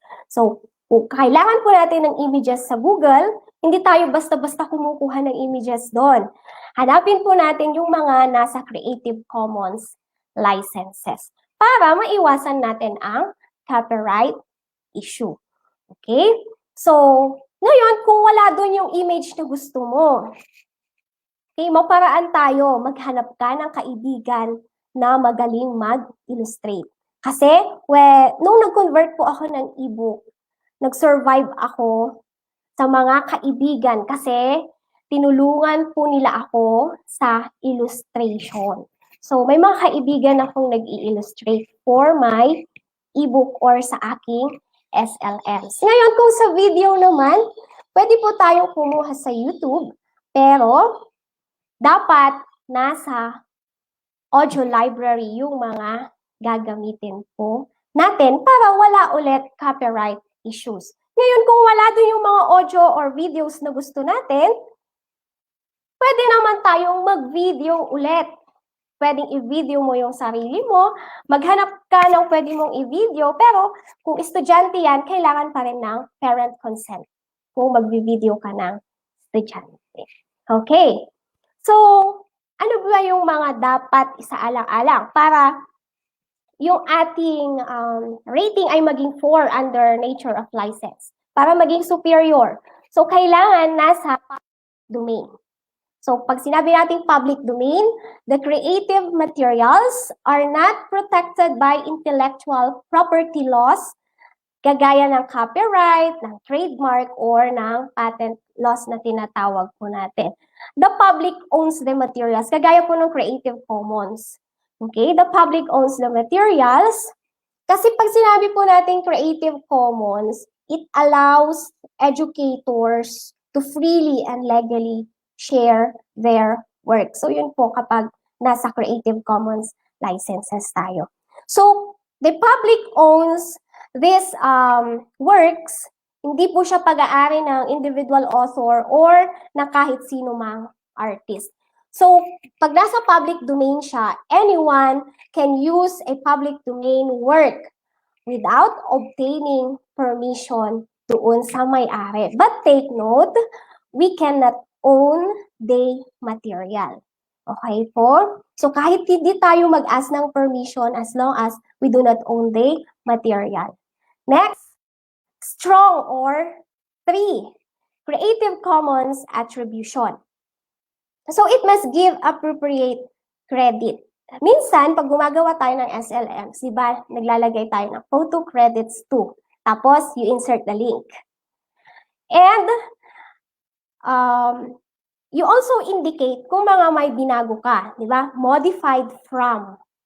Then, nilalagay natin yung link or kung saan man natin kinuha yung ating nilagay na illustration or whatever na nilalagay po natin sa ating mga self-learning materials. Okay? And a rating of 2 or limited Creative Commons, non-commercial or share alike. From the word non-commercial, it cannot be used commercially. And a rating of 1 or weak Creative Commons or no derivative work. So if you remix, transform, or build upon the material, you may not distribute the modified material. So kung nag-remix po tayo ng material, so hindi po natin siya pwedeng i-distribute. And 0, full copyright. Okay, so ito po yung iiwasan natin, copyright issues. Okay, so that's 4 criteria to nature of license. Let's proceed to the 3rd criteria. The quality of explanation of the subject matter. This is how thoroughly that subject matter is explained, or how do you reveal, how the subject matter is revealed in the self-learning material. So, paano mo ba inatake yung lesson, yung subject matter mo sa iyong self-learning material. Okay, a rating of 4 will be given to you if the following indicators are met. Number 1, the SLM provides comprehensive information. So, kailangan na iintindihan ng target audience natin yung mga nilalagay nating data sa ating SLMs. Second, the SLM connects important associated concepts within the subject matter. What does this mean? Halimbawa po, ang lesson natin is about multi-digit addition. So, kailangan ma-associate mo yung topic na yon, ma-connect mo yung topic na yon sa concept within the subject matter. The subject matter is mathematics. So, ang topic mo is multi-digit addition. So, pwede mo siyang i-associate sa topic na place value. Pag nag-add sila ng milyon, mga ganon. So, di ba dapat alam nila na ang ones and hundreds ganito ay magkakatapat. So, yun po yung ibig sabihin ng indicator number 2. Kailangan ma-connect natin or may association ng concepts within the subject matter. Third, the SLM does not need to be augmented with additional explanation or materials. So, yung SLM lang na ibibigay mo, sapat na para maunawaan ng bata kung ano yung objective ng ating lesson. Okay, a rating of 3 will be given if SLM explains the subject matter in a way that makes the skills, procedures, concepts, and or information understandable. It falls short of superior in that it does not make connections among important associated concepts within the subject matter. Gaya ng example ko kanina, multi-digit addition. So pag hindi mo siya na-associate sa isang topic within the subject matter, kagaya ng place value, then ang rating mo na lang doon ay 3 or strong. Okay, for a rating of 2, if your SLM explains the subject matter correctly, pero limited yung pagkaka-explain mo sa content ng iyong self-learning material. A rating of 1, if the explanations are confusing or it contains errors. So, dapat hindi nakakalito yung mga explanations po natin sa ating mga estudyante. Dapat klaro. And 0, or it is not useful if it will not help the learner understand the subject matter. Okay. So that's for criteria 3. Let's have the next criteria, cultural relevance. So sa cultural relevance, may tinatawag po tayong CRT. What is this CRT?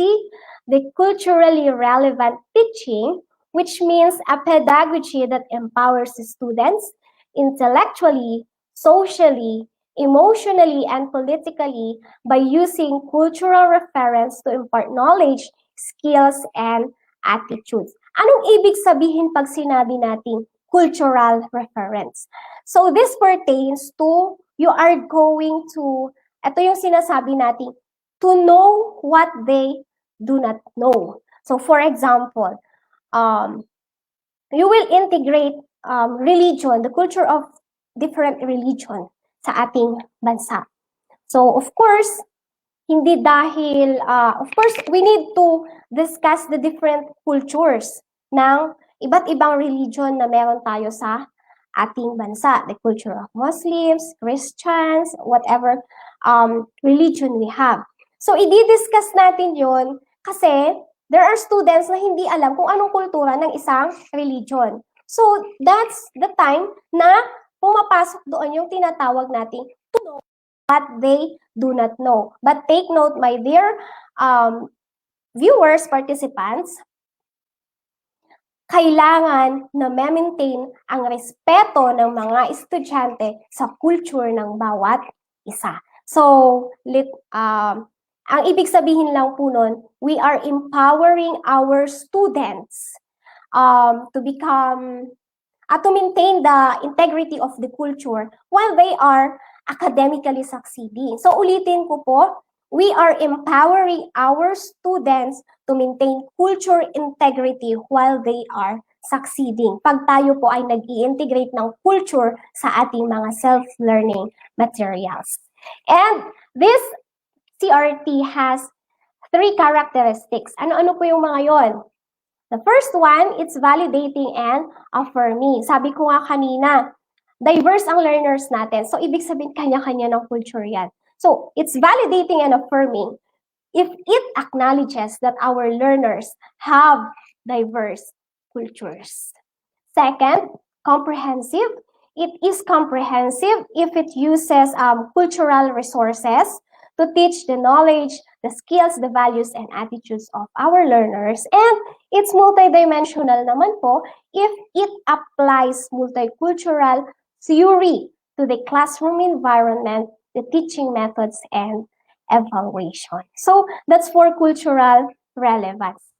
So how will you get a rating of 4 under this criteria? Superior kapag na-meet mo yung tatlong characteristics. Validating and affirming, comprehensive, multi-dimensional. Okay. 3 naman, kapag dalawa lang doon sa CRT characteristics ang na-meet mo.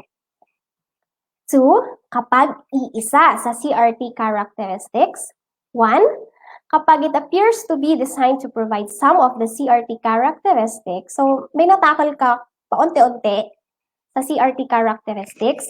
And 0, if it does not conform to CRT. So, kahit isa doon, wala kang na-meet sa ating characteristics ng ating CRT.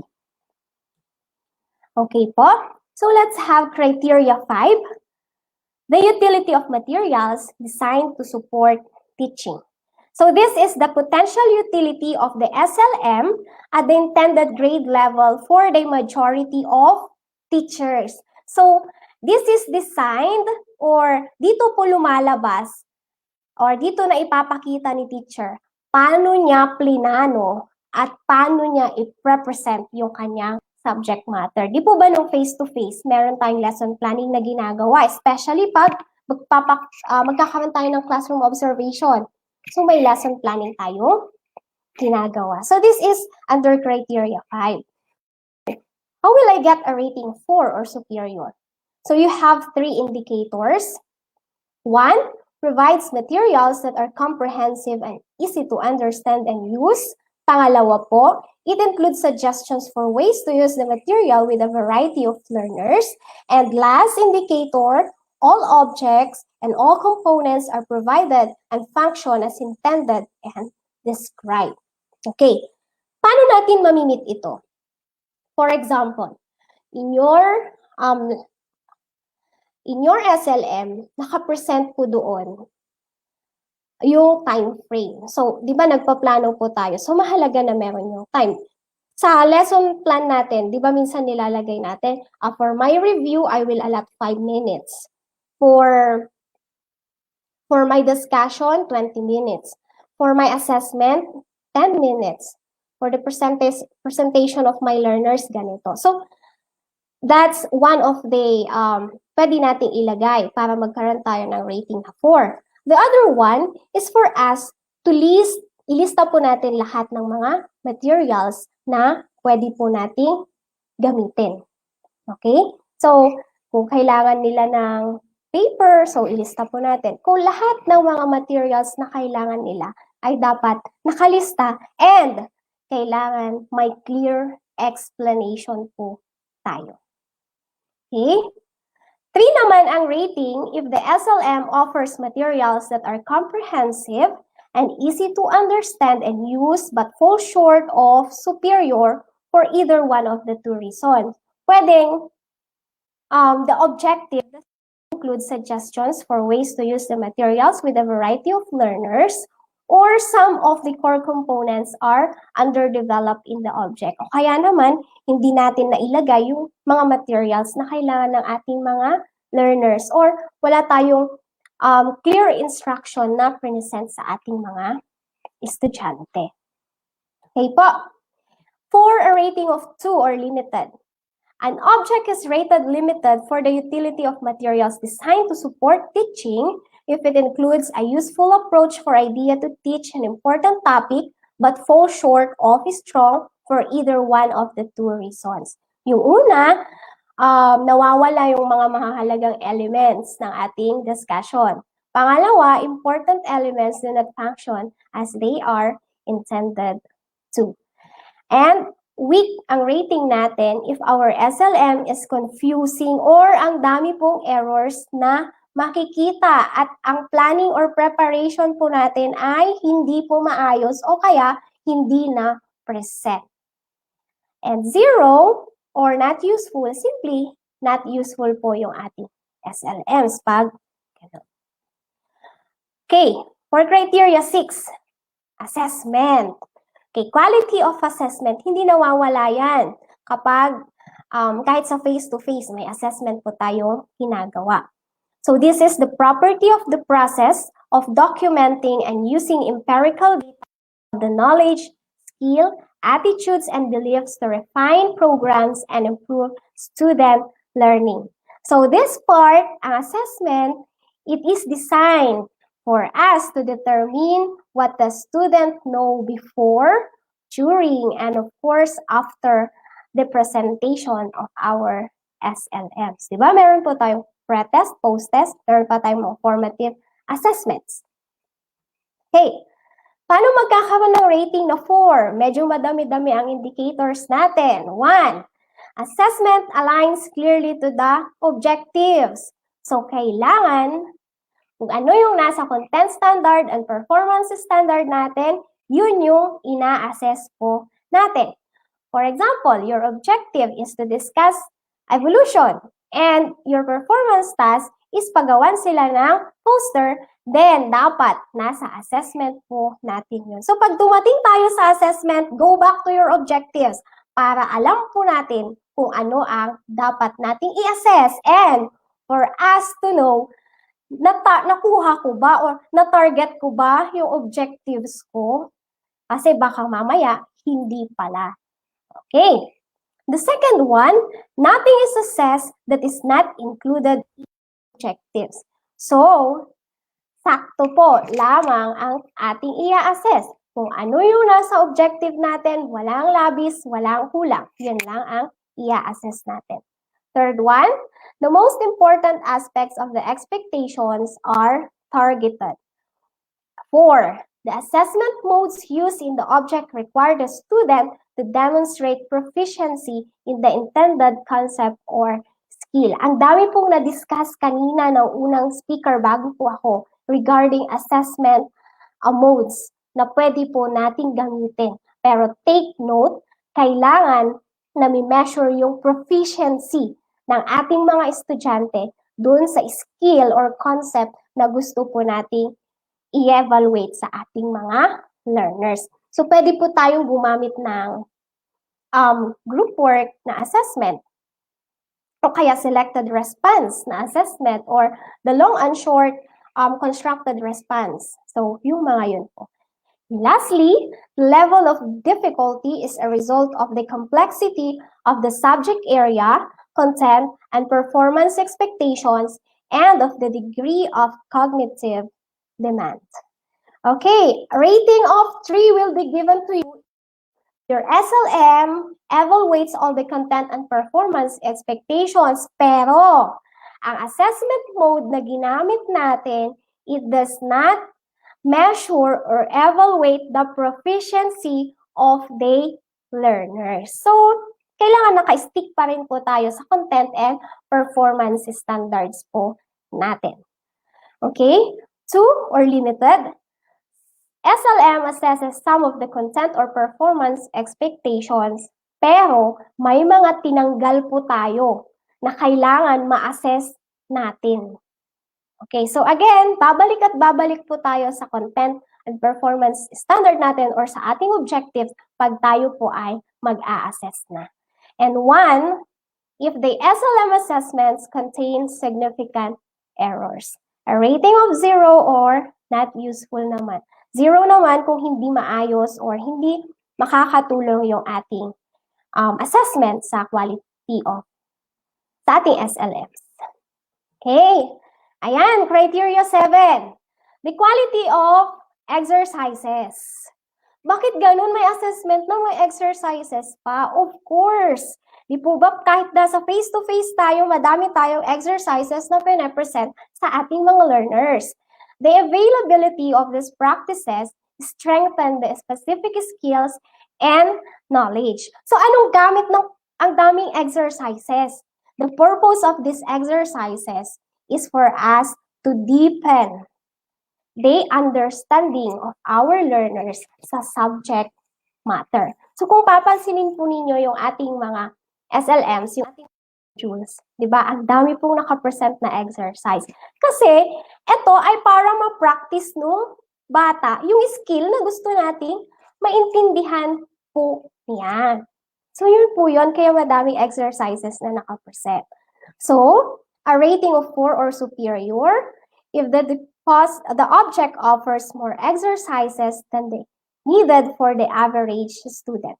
So kung mas madami po tayong present na exercise kesa doon sa for those average students, so 4. Another indicator is the exercises are clearly written and supported by accurate answer keys. So, di ba sa module natin, nasa likod yung answer keys or yung key to corrections po natin. And lastly, there are a variety of exercise types. Baka naman po yung type na exercise natin ay true or false all throughout. Wag naman. So, kailangan iba-iba yung i-present natin. Especially pag e-book na yan, madami po tayong makukuha sa book widgets. Okay, na-discuss na din po ng DepEd EdTech yung book widgets before. So, madami tayong makukuha doon, no? Pwede po natin gamitin. And those are very interactive. Next, a rating of 3 or strong. SLM offers only a sufficient number of well-written exercises to facilitate mastery of targeted skills. So, ibig sabihin, enough, sakto lang yung nating exercises sa ating mga learners. Okay? A rating of 2 or limited. SLM has some, but too few exercises to facilitate the mastery of the targeted skills. Tapos nakalimutan yung nilagay yung inyong answer keys. Okay? A rating of 1 if the exercises provided do not facilitate the mastery of the targeted skills. So, babalik at babalik pa rin po tayo pag gumawa tayo ng exercises sa ating objectives. And lastly, there are errors in our SLMs in terms of exercises. And last criteria, the opportunities for deeper learning. So, I know we are familiar sa 4Cs natin. So, this part, the potential of the SLM to develop the following. Think critically and solve complex problems. So, kailangan sa SLM natin, madidevelop ang critical thinking skills and problem-solving skills ng ating mga estudyante. Next, work collaboratively and communicate effectively. So, in this one, kailangan pa-practice ang collaboration and communication skills ng ating learners. Construct viable arguments and critique the reasoning of others. And of course, apply discrete knowledge and skills to real-world situations. Ito yung paborito ko sa SLM. Dapat may tinatawag tayong transfer of learning. Hindi lang po puro content yung tinuturo natin, kundi magagamit din nila yun sa real-world situations. Okay, so a rating of 4 if the following indicators are met. Number 1, at least 3 of the deeper learning skills from the list are required in the object. Second, the object offers a range of cognitive demand and appropriate scaffolding and direction are provided. Andyan ulit yung pagbibigay natin ng guidance sa ating mga learners. So a rating of 3 or strong if the SLM includes 1 or 2 deeper learning skills identified in this rubric. 2 naman, kapag isa lang doon sa mga 5 nabanggit kanina, ang na-tackle natin. 1, if it appears to be designed to provide some of the deeper learning opportunities identified in this rubric. And 0, if it is not useful. So again, yun po yung ating 8 criteria na dapat i-consider pag gumawa tayo ng SLM at gusto natin siyang i-convert sa ebook. So with that, thank you so much and God bless po. So again, I am Teacher Minerva from SDO Pangasinan 2. So let me share to you the quote of Brian Herbert: the capacity to learn is a gift, the ability to learn is a skill, and the willingness to learn is a choice. So nasa atin po kung gusto nating matuto. So with that, thank you so much po sa ating lahat.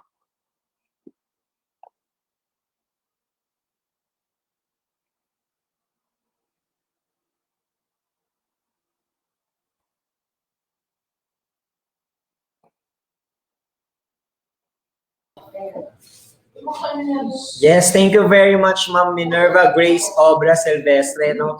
So, ngayon nakita natin that there are actually ways pala that we can do with our OER readiness review. Yes. Diba? So, At ang dami nating natutunan, sir, no? At may levels pala yun, no? Ngayon ko lang natutunan na may levels pala na dapat natin i-identify at i-recognize. yes. And with that, we would like to inform our teachers na if ever you have questions po for Ma'am Minerva, you may now send in your questions para po mapili na natin yung first 5 na questions na dadating. Then, it will be posted and it will be answered by Ma'am Minerva. Yes. So, while we are waiting for that, we're going to have a recap of our day 2 session. So, this morning, Teacher May, we started with our talk about DepEd TV. Medyo bumalik tayo dun sa past kasi tinignan natin yung mga educational shows na naging part ng kabataan natin, di ba? So we had a visit with our memories ng bata tayo, and we really reminisced with the episodes that we really love. Hanggang ngayon, diba? We miss these episodes, these TV shows, at yung purpose ng mga TV shows na yun ay binubuhay ng DepEd TV. Yes, so na-discuss din natin kanina yung video editing techniques na tinuro sa atin ni Sir Neil. And with that, sobrang nakakatuwa, no? Kasi ang dami ng mga teachers na nagpo-post sa Facebook na nakagawa na sila ng sample video nila. Yes. And of course, ang pinaka-nakakatawa pa, hindi, actually, pinaka-nakaka-proud Nahihiya na ko po. is ako po yung nakikita ko. Ah. So, alam mo naman sa Facebook, di ba, may auto-tag. So, every time yata na nakikita ni Facebook yung mukha ko, automatic na auto-tag ako, nanonotify ako na merong mga teachers na nag-upload ng mga video nila. And sana po one of these days, no, alam naman namin na mahirap ang video editing. Hindi yan pwedeng aralin in one day. It is actually a skill na kapag pre-practice, talagang matututo tayo kasi parang it's a process na habang nagtatagal, doon ka natututo. And then what did we learn with the video editing techniques by Sir Neil, no, na hindi lang tayo nakukulong sa pagtuturo. Right now, no, we have to adopt to different skills at eto nga na video editing. Kasi nga, in the future to come, no, hindi naman natin kailangan na face-to-face na naturuan yung bata. Though it helps, and though it's a different feeling sa bata, na face-to-face ang teaching, pero we will come to a time na talagang kailangan din nating mag-adapt sa pangangailangan ng panahon. At isa doon yung online learning. And one of the best substitutes of face-to-face instruction is to do video. Yes, and alam niyo po mga teachers, kapag marunong kayo mag-video edit, who knows, even yung mga birthday ng mga anak ninyo, mga pamangkin ninyo, pwede niyong gawa ng sariling video. Basta po meron kayong Windows 10, meron po dyan naka-install na built-in application ng video editor. At sir, hindi mahirap maghanap ng mga applications for video making. May CapCut dyan, may Filmora, may Wondershare. Sabi mo nga siya, meron mga built-in sa ating mga laptop na Windows editor. So, hindi na mahirap teacher. It's just the willingness, no, na matuto ng iba't ibang mga skills, lalo na ng mga bagong skills ngayon. Yes, and this afternoon naman, pinag-usapan naman natin is all about assessment. And nag-focus tayo for the online assessment kasi alam naman natin na ito yung kailangan ng mga teachers and ng mga students natin na diniscuss sa atin ni Sir Bad, sinimay-himay, in-specify kung paano natin mas mapapaganda pa ang online assessment. Tsaka talagang in-emphasize ni Sir Bads na even nasa online teaching tayo, importante pa rin na na-assess natin yung mga estudyante natin. Ayan. And syempre, yung pinaka-last topic natin, aantayin muna natin yung mga questions bago tayo magpunta doon sa ating wrap-up sa topic ni Teacher Minerva. Pero definitely, Ma'am Minerva really gave a comprehensive presentation. Thank you, Ma'am Minerva. Yes, even if nasa Pangasinan Yes. siya ngayon. Ayan, sobrang layo ni Ma'am, pero still, nakapag-share pa rin siya ng topic. Kaya naman, Ma'am, simulan na natin ang ating last wave ng ating mga pa-shoutout while we are waiting for the questions. Naku, marami-rami to, Sir Wilbur, no? Ayan, so, greetings sa Supervisor Ma'am Cynthia Marquez and to the School Head Maria Arandia, Byron Humawan, watching from Sariaya East Division of Quezon. Okay, pa-shoutout po ni Sir Glenny, no? Punta Engaño High School, teachers headed by Dr. Rowena G. Sagarino of SDO Lapu-Lapu City Division Region 7 Central Visayas. Hello po sa mga teachers dyan. Pa-shoutout din po sa mga Lapu-Lapu City 0365 Rangers, Coders, and Team Casters. Hello po sa mga teachers ng Kaunlaran High School, lalo-lalo na mga school staff nila, at ang kanilang principal, Dr. Cristina. Opo. Of course, Batasan Hills National High School with their principal, Dr. Proceso T. Lera, and the TLT department from Ma'am Marichu Hite. Ayan. Then, shout out din po sa Del Pilar Elementary School, Alicia East District SDO Isabela from Sir Denmark. Pa-shoutout din po sa SDO City of Valenzuela, teachers of Manita Elementary School, Central District Supervisor Dr. Jersita A. Pangan, School Head Ma'am Nelisa A. Espinosa, Assistant Principal Elizabeth B. De Castro from Ma'am Shelani Nasilia. Ayan. Hello din po sa mga nasa Tala Elementary School, Caloocan at Caloocan National High School. Pagbati po from Sir Joey Villanueva. And also sa Biga Elementary School Division of Caloocan City headed by Mrs. Lilia S. Oprin. Okay, hello din po sa mga NAPI teachers ng Quezon National High School. Head teacher po nila si Ma'am Maria Donna Josejo, School Principal po sa Ma'am Feliza B. Quevada.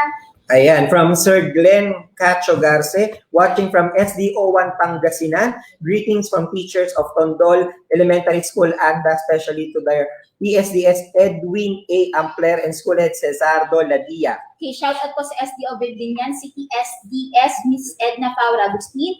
Teachers from Malaban East Elementary School. Head teacher po nila si Ma'am Marieta I. Faraon, Hello po from Ma'am Ara Gia Almarines. And of course, syempre sa Makati Science na nagtotalk si Sir Mark ngayon doon. Hello Sir Hello Mark. po sa inyo. Sa Makati Science po and sa Makati Elementary School and as well as to their respective principals. Maraming salamat po sa pagsuporta Alam mo sa sir, DepEd TV. napakabait ng principal ng Mac LM, no? Kasi nung nagsushoot kami dyan, napaka-accommodating talaga ni Ma'am. Yes, and as well as shoutout din po sa Manuyo Elementary School headed by Mrs. Irene C. Agar and sa supported PSDS and OIC and sa lahat po ng Manuyo Elementary School teachers from Sir Wilfredo Gagarin. So this is from Ma'am Mary Grace Panadero. Hello po sa mga teachers ng San Roque National High School. Happy birthday daw po kay Ma'am Renia Banes, school head po nila. Hello din po kay Ma'am Eva Marie Escambe, PSDS po siya ng Victoria District of SDO Laguna. San Antonio Elementary School headed by Sir Carlito T. Aducol. Shout out to Teacher Maria Fe Esperanza Parawan Tolentino and the kindergarten teachers of Guadalupe Elementary School ng Cebu City, especially sa school principal si Mrs. Serelina Lierin and greetings from Mrs. Riza Sonido. Shout out din po sa Dacanlao, Gregorio National High School, lalo na sa TLE Department headed by Mr. Donato Magboho. Yes, and also sa Kasambalangan National High School headed by Miss Wilhelmina Mata from Sir Joe Mar. Ito po ay greeting ni Ma'am Sherry La Peña po, Teacher Broadcaster ng SDO Bulacan. Hello po sa mga teachers ng SDO Malolos, City of Malolos, sa kanilang SDS na si Mrs. Norma Esteban, teachers from Balayong Elementary School, head teacher po, Sir Bernardo C. de Guzman, PSDS, Rima B. Villacana. Hello po sa inyong lahat dyan Yes sa po. Malolos. Tandang Sora National High School, the TLE Department from Ma'am Precious, and also sa New Leyte Elementary School teachers with their active and loyal and lovable school principal Sir Ray Rosete from Sir Jason. Ayan po. And Hello po sa mga teachers ng Digo City Division with our SDS Ma'am Christy Epe. Pagbati po yan ni Ma'am Reziel Gutierrez ng Digo City National High School. ayan, from Sir Paulo, so shoutout po sa principal Ma'am Alejandra Messina from Lawang Kupang Elementary School, SDO Nueva Ecija. Okay, so hello din po sa mga taga-Katutig Integrated School from Sir Michael De Perio. Yan. And also sa Diadi Region High School of Cordon North District, SDO Isabela, and Team Salido. Thanks po. And avid supporter of EdTech Unit si Sir Jos Dado. Hello po sa mga teachers ng division ng Carcar City, kasama na rin po ang mga subject specialist, program supervisor, lalong-lalo na kay Mrs. Maria Luz Arhabilin, and of course kay Dr. Ronald Butay, ang ang Division School Superintendent ng Carcar City. Also sa Pulangi General Comprehensive High School headed by our principal now, Dr. Alicia R. Lim with the SDS Ma'am Norma Samantela of SDO Albay. Okay, so I guess ready na po ang ating Yes. mga questions. Hello, Ma'am Minerva. We'll be calling you back again. Ayan. Yes, Ma'am Minerva, hello po. Hello po ulit. Kamusta, Ma'am Minerva? Hindi na po kinakabahan? Okay lang po. Okay lang. At mukhang ready si Ma'am Minerva to take in questions. So, this will be the first question na. Okay, so ang sender po natin ay anonymous, no? Pero the sender is from Santa Teresita Elementary School from SDO Batangas. And the question is, ma'am, eto po, what is the effective way of assessment without any idea of resources due to calamities and pandemic? Kuha po, ma'am? Or should I repeat? Okay, sige po. Okay po. So, na-discuss po ni Sir Salvador kanina yung different assessments na pwede po nating gamitin. So, we can get ideas dun sa mga shinare sa atin ni Sir Salvador na different types of assessment. So, we can use the book widgets. There are many interactive assessments na pwede po nating gamitin pagdating sa ating mga self-learning materials pag nasa ebook na po siya. Mm-hmm. That is right, Ma'am Minerva. And I think, even we will be confronted with different situations and scenarios, there will be an appropriate assessment, di ba po, no, Ma'am Minerva? So it is in the disposition. No, it's in the decision of the teacher what the assessment would be given the scenarios and the unique situations in his or her locale. Yes, ma'am. Okay, Sir Jeff, for the second question. Yes, ma'am. For our second question, so from George Payot Jr. of Leonardo National High School, Zamboanga del Sur. How open educational resources can benefit the society today? O, ma'am, pang-pageant yan. I agree. Hello po? Nakamute. Nakamute pa si Sorry. ma'am. Sorry, nakamute. Hello Okay po, po. Okay po. So, sabi ko nga po kanina, ang OER, it's very beneficial. Bakit? Kasi, ang unang kinoconsider kasi natin when we are writing our SLMs ay yung copyright issue. Tama po. So, kapag sa OER po natin kasi kinuha yung mga materials na ilalagay natin sa SLMs, wala po tayo yung copyright issue. Kasi nga, naka-public domain po yung ating mga materials doon. So, that's one na benefit ng OER. Another po, we can reshare. Pwede nating i-share yung mga OER materials natin. Another, yung 5 hours po ng OER, yun yung mga benefits na maibibigay sa atin nito OER. We can retain, we can reuse, we can revise the materials, remix, and redistribute. And very helpful po ito sa mga nasa last mile schools kasi we can use it offline. Ayun. Very good. That's a very good way to answer it, Ma'am Minerva. Now let's go on to our third question. Okay, so this is from Mark J.B. S. Viano of Alejandro F. Oliga National High School, Pangasinan, too. Okay. So this is the question po, Ma'am Minerva. How can we assure that the academic honesty or integrity in making those educational how can we be assured that the academic honesty or integrity is in the making of those educational resources po?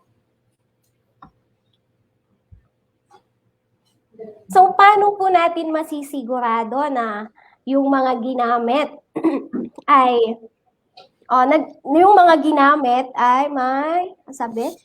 the academic honesty and integrity in making those educational resources. So, makikita naman po kasi natin kung ang isang material ay kinuha lang sa Google o kaya ni YouTube. Di po ba? Mapapansin yan. Kagaya nung nagpa-illustrate ako kay Teacher Maria Teresa na illustrator ko. Nagpa-illustrate ako sa kanya. Sinend ko sa kanya yung image. Sabi niya sa akin, galing po yun sa in-evaluate ko from the central office. Sabi niya sa akin, "Ma'am, parang galing ito sa Google site." Sabi niya. So, paano mo nalaman? Ma'am, makikita mo lalo na kung illustrator ka. Mapapansin mo talaga kung may pinagkuhanan siya. So, ang sabi niya sa akin, "Ma'am, i-illustrate ko na lang ulit kasi baka maka-copyright issue tayo. Ilalagay pa man dito sa DepEd Commons." So, sabi ko sa kanya, "Okay, ma'am. So, kung ano yung alam mong makakabuti, then yun po ang gawin natin." So, talagang napakalaking issue pala talaga, sir, yung copyright ngayon, no? Yes, ma'am. So, dapat nag-iingat po tayo doon. Yes. So we will now proceed po with our fourth question. So our fourth question, ma'am, is from Maria Teresa A. Caballero of Linao Elementary School, Talisay City. So what is the difference between OER and other free online resources? Can these OERs be high quality if they are free? Very good question. Okay po. So, kasi pag sinabi po nating open educational resources, so, kasi yung mga open educational resources po natin, we can freely use these materials. Same as doon sa mga online resources na ginagamit po natin. Kasi dito po sa OER, kung may kinuha kang material, pwede mong i-modify yung material. kahit hindi ka humingi ng permission doon sa may-ari. Ngayon po, sa free online resources, pwede tayong kumuha doon, pero make sure po na wala pong copyright issue yung mga nasa online resources. Kasi hindi dahil nasa free online resources po siya, ay pwede nating i-duplicate yung mga materials na yon. Yes, ma'am. Ma'am, I have a clarification po. So yung OERs are resources that are license free. Hindi rin po tayo nakaka-copyright kung i-modify mo, di ba? Yes, ma'am. Kasi how meron Sige, ma'am. Go po. Kasi meron tayong characteristic ng OER na pwede nating i-share, pwede nating i-modify. Pero can we, example ma'am, ang OER ay gawa ni Sir Jeff. Should we attribute the work to Sir Jeff or okay lang po na hindi na natin siya i-mention? As long as naka-public domain. Pero with respect to Sir Jeff, syempre, ilagay din naman po natin. Kaya pala yung mga videos ngayon na nag-alala. Yes po. Pag nasa public domain po kasi siya, pwede natin siyang kunin. Pinablic domain po nung speaker kanina yung ano. Yung video. So wala na siya. Hindi, okay lang naman po. Nagbigay ako ng permission. Okay, so let's now proceed to our fifth question. Okay, hinihintay lang po natin i-flash ang ating fifth question. And this will be the last question, Ma'am Minerva. Okay, so this is from Sir Fernando Lopez of Sir Fernando Lopez Mangsil of Reina Mercedes National High School, Isabela. How can we assure that our learning materials encourage active learning and active participation to our learners? Okay po.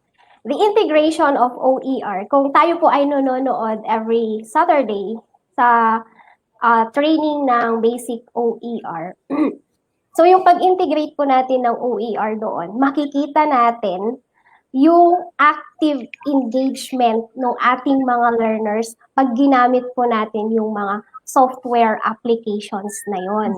So makikita mo talaga mag-uunahan yung mga bata sa pagsagot. Mag-uunahan sila to present their outputs using these learning materials. Lalong-lalo na ako high school na yung hawak ko and I use the Wheel of Fortune and the Who Wants to Be a Millionaire. Makikita mo talaga yung mga bata naghihiyawan, nag-uunahan. So makikita mo po doon yung active participation ng ating mga learners. So it's nice to know na may mga gamified OERs din pala, Ma'am Minerva, no? Na kahit gamitin mo okay lang, hindi ka red flag, no? Okay lang pala. Okay. So that's a good thing to know. Yes, ma'am. So before we conclude, Ma'am Minerva, would you like to give any last tips or any message sa lahat po ng umattend sa ating day 2? Okay po. So for those na nahihirapan po sa paggawa ng kanilang self-learning materials, I am willing to share. Pwede ko po kayong tulungan. So, i-add nyo lang po ako sa social media. Minerva Grace Obra Silvestre po. Pwede pong bumati. Of Sige course. po. Actually, ma'am, mag-ready ka na. Ibigay mo yung Facebook mo. Sabog na nga po yung notification ko. Okay po. So, binabati ko po, shout out po sa SDS po namin sa Pangasinan 2, Dr. Danilo Sison. Sa dalawang EPS po namin, sa Math and Science, Dr. Julie D. Guzman and Sir Redentor Aquino. Ganun din po sa mga co-teacher ko po sa Cipriano Primicias National High School, headed by Dr. Jovelita Aficial, and sa aming assistant principal na very supportive, Ma'am Edna Friheliano po. Sa San Luis National High School, dito po ako dati nagturo. Thank you po sa pagpapahiram ng opisina ninyo. Andito ako ngayon sa school nila, headed by Dr. Janet Balyares. Sa mga OER volunteers po ng Pangasinan 2, Rosales 1 teacher sa Carmen Elementary School, headed by Ma'am Fredeline Pine, and sa Tayug National High School po, Juan Silaya National High School, and Nama National High School. And sa lahat po ng taga Pangasinan po, hello, shout out po sa inyong lahat. Ayan. Thank you po. Thank you very much po, ma'am. So ngayon po, we will now be flashing the evaluation para po sa mga teachers natin so they can evaluate our last speaker. Yes, Ayan. just to emphasize po, this is the official evaluation form for Ma'am Minerva's presentation. Ifo-flash na po yan ng aming technical director. Ayan. So for OER readiness review criteria, so Miss Minerva Grace O. Silvestre, you can now have a screenshot or scan our QR code, or you can log into https tinyurl.com/etu inset day 2 Minerva. Okay, sir. Sa mga nahihirapan po, still with the registration po sa ating website, no? Konting patience lang po at makakapasok rin po. Actually, marami na nakakuha ng kanilang certificates po doon sa ating presentation kahapon. Ayan. So, we still have few remaining minutes and susubukan nating banggitin lahat na nagpapa-shoutout sa mga teachers. And sisimulan na po namin ulit. So, Baliti Integrated School, SDS City of San Fernando, Ma'am Hilda P. Suba, the principal, and shoutout din po kay Ma'am Jennifer T. Gonzales. Yes po, hello po sa mga teachers from SDO Bogo City, Cebu, most especially sa Polombato Elementary School teachers. Galing po ang pagbati kay Teacher Desh. Ayan. So from Sir Sherwin Abolencia, School Head Ramona C. Basa, Pinagsanhan Elementary School, Pagsanhan District, SDO Laguna. Okay, hello po sa mga teachers ng Samal National High School Annex Division of Bataan, sa principal po ng school na si Mr. Edgardo Basa. Ang pagbati po ay galing kay Sir Abhil Mejino. Abhil, yes. And of course, pa-shoutout din po kay shoutout ni Ma'am Jennifer De Jesus, SDO Batangas Province, especially to the teachers and principal for Dr. Telma A. Pascua of Dr. Juan A. Pastor Memorial National High School in Ibaan, Batangas. Pa-shoutout din po sa mga viewers ng SDO Nueva Vizcaya, lalo na po sa mga Bone na North Elementary School. Hello din po sa mga teachers ng ESP Department from Pedro Guevara Memorial National High School, kay Ma'am Richelle Montana Pagtananan and her co-teachers, Lenny D. Paloma and Craig Zadok D. Paloma. Galing po ang greeting kay Sir Mark Anthony Paloma. Yes, and shoutout din po sa lahat po ng teachers ng General Mariano Alvarez Cavite. Ayan.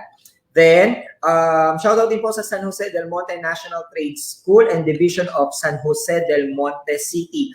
And of course, we would like to greet one of our teacher broadcasters. Yes. Happy birthday, Ma'am Jen Corrales. Happy birthday, ma'am. Hello din po sa mga teachers na Santissima Cruz Elementary School at sa kanilang principal po na si Ma'am Sharmina Rasco, District Supervisor Mr. Luis Hermina. Hello po sa top management ng SDO Laguna. Ang pagbati ay galing kay Ma'am Arlene Tuya. And greetings po sa lahat ng school heads and district supervisor of Daan Bantayan District 1 of SDO Cebu Province, from Mr. Rodolfo Kapampangan Jr. Assistant to the Principal of Daan Bantayan National High School. Yes. Hello din po sa mga taga SDO Binyan City, SDS Mrs. Edna Paul Agustin, teachers from Malaban East Elementary School head teacher Marietta ay Faraon. Happy birthday din po kay Ma'am Aster Banta, and the greeting is from Ma'am Aragia Almarines. Hello po. Hello din po sa mga officials ng SDO Navotas. Hello po sa lahat. Hello po, and shoutout din po sa Binabalian Elementary School with their head, Madam Analisa Del Piero. Okay, so tuloy-tuloy po ang ating greetings, no? Nakarating na rin po tayo ng Cebu. So hello po sa mga teachers from District 10, DT Dorano Memorial Integrated School, Danao City Central School, SA Tecala Integrated School, Danao City, Cebu. At pa-shoutout na rin po sa mga teachers from Malapok Integrated School. Yes po, from our teacher broadcaster, Ma'am Mary Shane Mariano, shoutout po sa Carian Elementary School teachers with their head, Miss Carmina Taip. Okay, so maiki-shoutout din po, no, sa pinakamamahal na principal ni Ma'am Eloisa, si Dr. Lorna Rodriguez ng Nagpayong High School, Pasig City, sa kanilang very supportive na assistant principal, si Ma'am Vilma Estadilla, yung kanilang very hardworking na principal si Ma'am Mildred Serra, yung assistant principal ng senior high school, sa mga masisipag na teachers at master teachers, si Ma'am Luz Reyes and Ma'am Edith Soriente, sa mga teachers po na nanonood, hello po.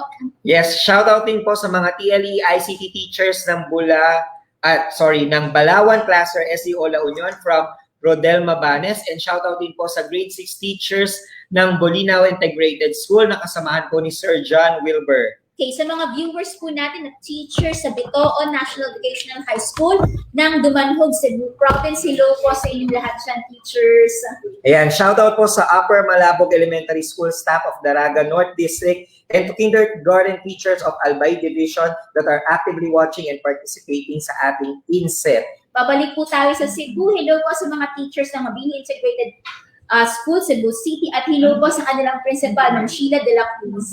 And shoutout po sa TLE family with their department head, Dr. Rani Copada, and to all the teachers of Golden Acres National High School, headed by Mr. Darwin Mayo, and Las Piñas East National High School, headed by Mr. Carlos Alexander Rigon. And shoutout to Ma'am Emalyn Evarola Luda of Bernabe Elementary School, SDO Pasay, from Ma'am Jasmine Gregorio. Balik po tayo ng Cebu City Division. Hello po sa mga teachers ng Don Vicente Rama Memorial Elementary School. Ayan, TLE teachers po, Pedro Guevara Memorial National High School, head teacher Sir Nequinto, and school principal Dr. Santiago Fahilago Jr., TLE EPS Dr. Tina Talambayan, English EPS Ma'am Irma Valenzuela, SDS Ma'am Ibanez from SDO Laguna, from your teacher broadcaster Ma'am Erza Ulep. At napakarami po ng mga nanonood sa Cebu Province, no? Cebu Province is watching live, headed by SDS Dr. Marilyn Andales, PSTS Rowena Brian, Principal Amor Banyares, and the 100% teaching force of Tuburan National High School with their school IT officer, Sir Harley Tuli. Yes, shoutout din po sa General Vito Bellarmino Integrated National High School Senior High School Department, headed by Flordalisa A. De La Rosa from Sir Raymond Kasama. And shoutout din po sa MAPE teachers ng Quezon National High School, Head Teacher Maria Donna Cosejo, School Principal Felisa B. Quevada from SEO Quezon, from your teacher broadcasters Jonas and Charmaine Evora. Hello po sa mga teachers ng Balibago Elementary School of Rosario East District, Batangas Province, to their school head Maria, Ma'am Elisa Manalo, and teachers Ma'am Evangeline Rualos, Ma'am Rochelle Geronimo, Ma'am Marivic De Castro, Ma'am Teresa Ebrio, Ma'am Juliet Rena, and Ma'am Edna Di Mayuga. Hello po sa inyong lahat. And of course, shoutout din po kay Sir James Anthony, Diputado of Cebulan Central Elementary School, headed by Ma'am Elvira C. Diones, School Principal from SDO Negros Oriental, under the flagship of SDS Sir Senet Presilo P. Pauli. Hello po sa mga teachers ng El Tido Quirino High School, SDO Manila, Principal po nila ay si Dr. Dante Felizardo, at ang buong SHS Department po. Hello po sa inyong lahat. Pagbati mula kay Ma'am Josa Hoble. Of course, another greeting from Ma'am Che Mendoza. Shoutout po sa Baclaran Elementary School Central teachers from Teacher Gina Edosma. And good day to the teachers of Napindan Integrated School from Sir JJ Escolano. And shoutout po kay Ma'am MC Kausaren. Okay, hello din po sa mga teachers ng Fami Elementary School and sa principal po nila si Sir Alan Parungaw. Hello po sa inyong lahat. Ganun din po na sa kay Sir Ponciano Francisca and Ma'am Martha May Calakas. Hello po sa inyong lahat, Ma'ams and Sirs. Yes, also shoutout po from Ma'am Alma Lawagan, Antonio Reidor at ng mga guro, then Principal Dr. Sheruel Mamaril, SEO Manila, PSDS Paulo Adorio, and the Superintendent Dr. Magdalena Lim.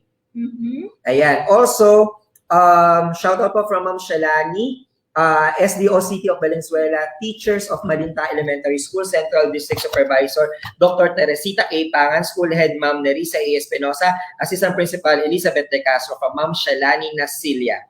Okay, Sir, hello din po sa mga teachers ng Luzon National High School, lalo na kila Ma'am Belen Avancenia at Sir Leo Beron. Hello din po kay SDS Marlina Cruz ng SDO San Jose del Monte, Bulacan. This is a greeting from teacher broadcaster Mariel Goho Cruz. And of course, syempre, shoutout din po natin to isa sa mga masisipag din na guro. And syempre, napakalapit ko sa puso ng isa sa ating mga technical assistant from Sir Ken Leonard po, Ma'am Maria Teresa Abanilla. Shoutout din po sa Pamplona Elementary School Unit 1 headed by Dr. Miranda and to all the teachers of Tabigyan Elementary School headed by Mr. Dianela of SDO Camsur from Sir Darwin Ferran po. Okay, napakarami po ng ating greetings. So hello po sa mga taga-SDO Laguna, Team Sagana, Team Tililing, Team Weekends, and then sa ating mga TLE teachers dyan, no, MP1 po si Sir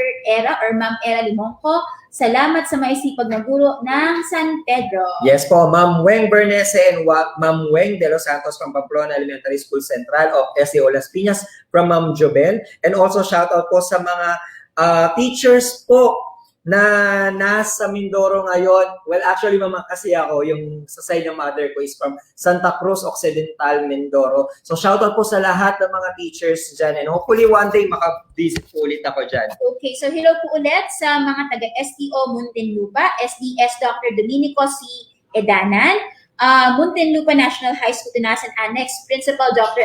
Ador Kerubin, EPS teachers, students po, everyone in SDO Muntinlupa, greetings po from Sir Sherwin Lomeda. Yes, and of course, sa City of Bogo Science and Arts Academy. So, from Ma'am Nova, so yan po, shoutout po sa inyong lahat. And of course, sa amin pong former SDS, si Dr. Loretta Torrecampo of SDS of SDO Pasay, also from Ma'am Angel. Good afternoon po, Ma'am. Ayan. And also, shout out po sa mga teachers from Caloocan City Division, especially Camarin D Elementary School of Dr. Nympha R. Narcisse from Sir Marvin Balingit. Okay. So, hello po kay Sir Robert Cristobal, Principal 3, and teachers of Virginia Ramirez Cruz National High School, Pandi North. Greetings po from Sir Marco Manabat. Shoutout din po kay Sir Renz Astrero and as well as shoutout po sa SDO Pampanga, Arayat West District, Lakmit Elementary School teachers headed by Mr. Ronald A. Cater, PSDS, Madam Marites S. Maliari from Sir Mark Anthony.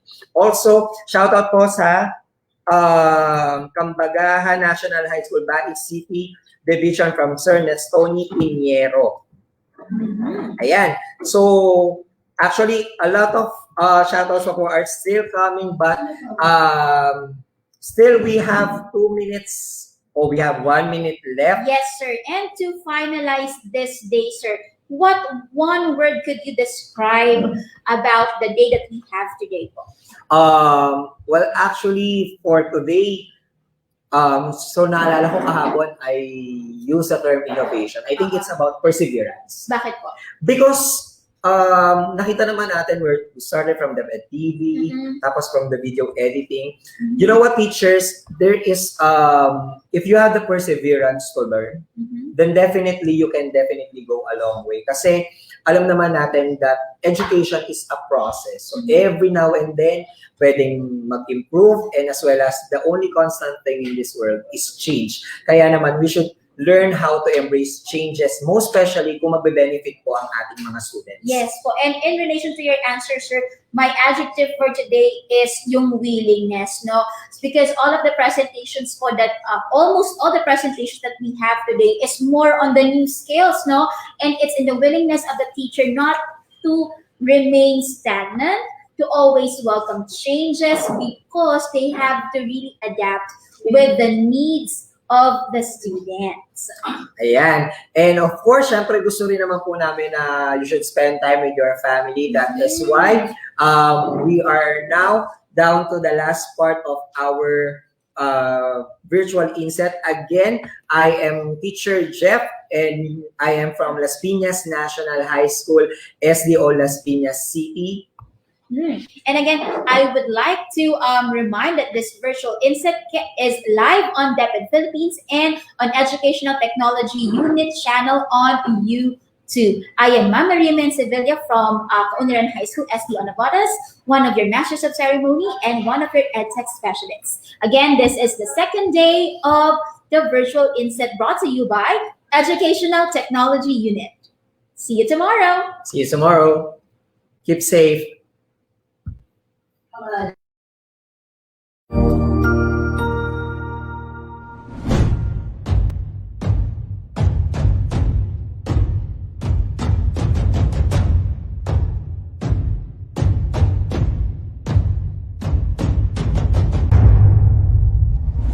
As we face the command of rapid development and technological innovation in the world, the Philippines' preparedness in advancement of its physical facilities, infrastructure, and soft skills are given focus, especially with the empowerment of teachers' capacity and capability, not only in pedagogical aspects of teaching, but the confidence in delivering instruction with the use of information and communications technology.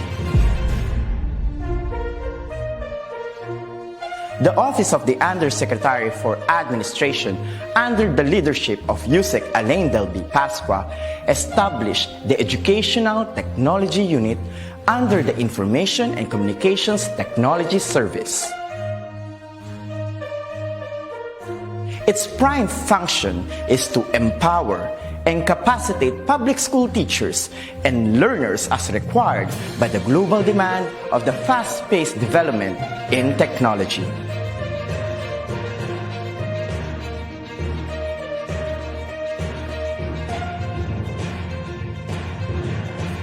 The task of the Educational Technology Unit is to promote and solidify the innovation and digitization projects that will support the requirements of the K-12 curriculum in delivering quality, accessible, relevant, and liberating education for all. It targets different components and facets of skills development which will enable the technological advancement of the infrastructure of DepEd. This is supplemented with empowerment training programs in emerging technologies for public school teachers.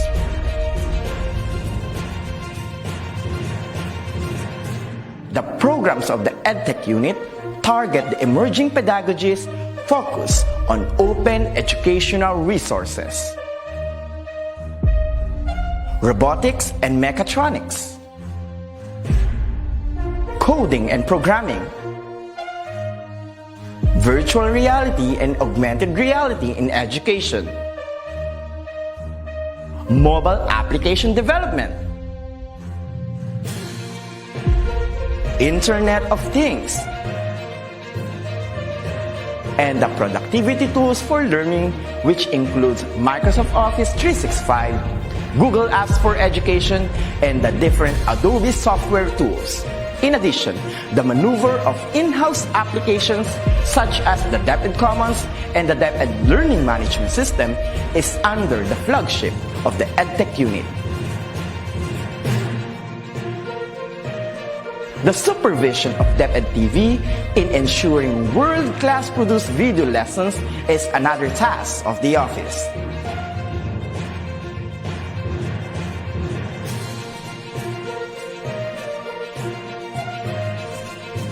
Lastly, the conduct of free online tutorial session, coined with the term Itulay, is a bridging program to support learners and parents in answering the self-learning modules pioneered with the initiative of the ICTS EdTech unit. A teacher's influence is limitless, bound with the heart for service and dedication to fulfill the greatest mission to educate the young. The ICTS Educational Technology Unit will be there to promote, to empower, and to inspire Filipino teachers and learners as we grow as a tiger in the region, hitting our target as one of the best in educational technology. Come on and join us as we make our dreams into a reality. Sama-sama tayong lahat tungo sa iisang layunin. Simulan natin ang pagbabago dahil tayo ang mga gurong magtatayo ng makabagong DepEd. Sulong Edukalidad.